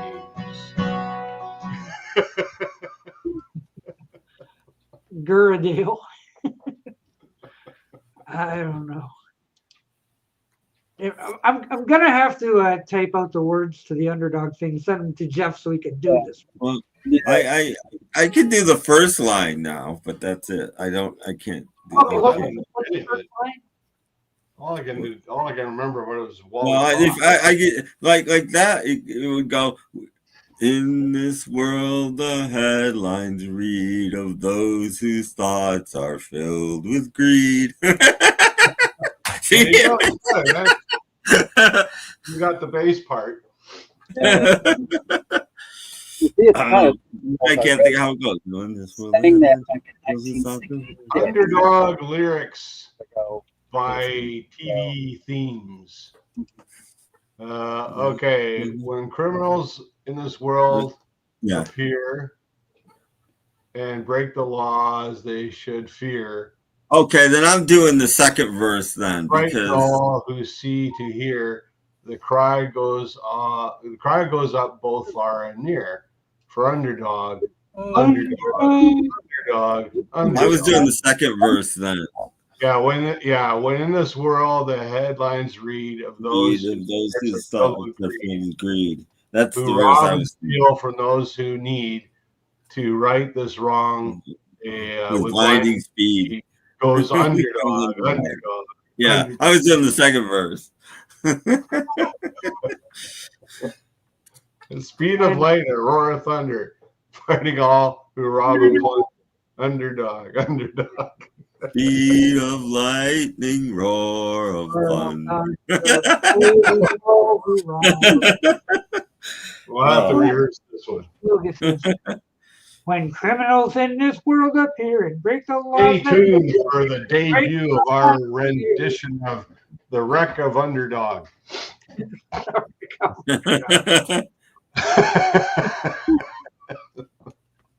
This is how we go out, kids. Yes. with a thud. With a thud. So a thud and a whimper. The Wreck of Underdog Fitzgerald. Yeah. Edmund Underdog.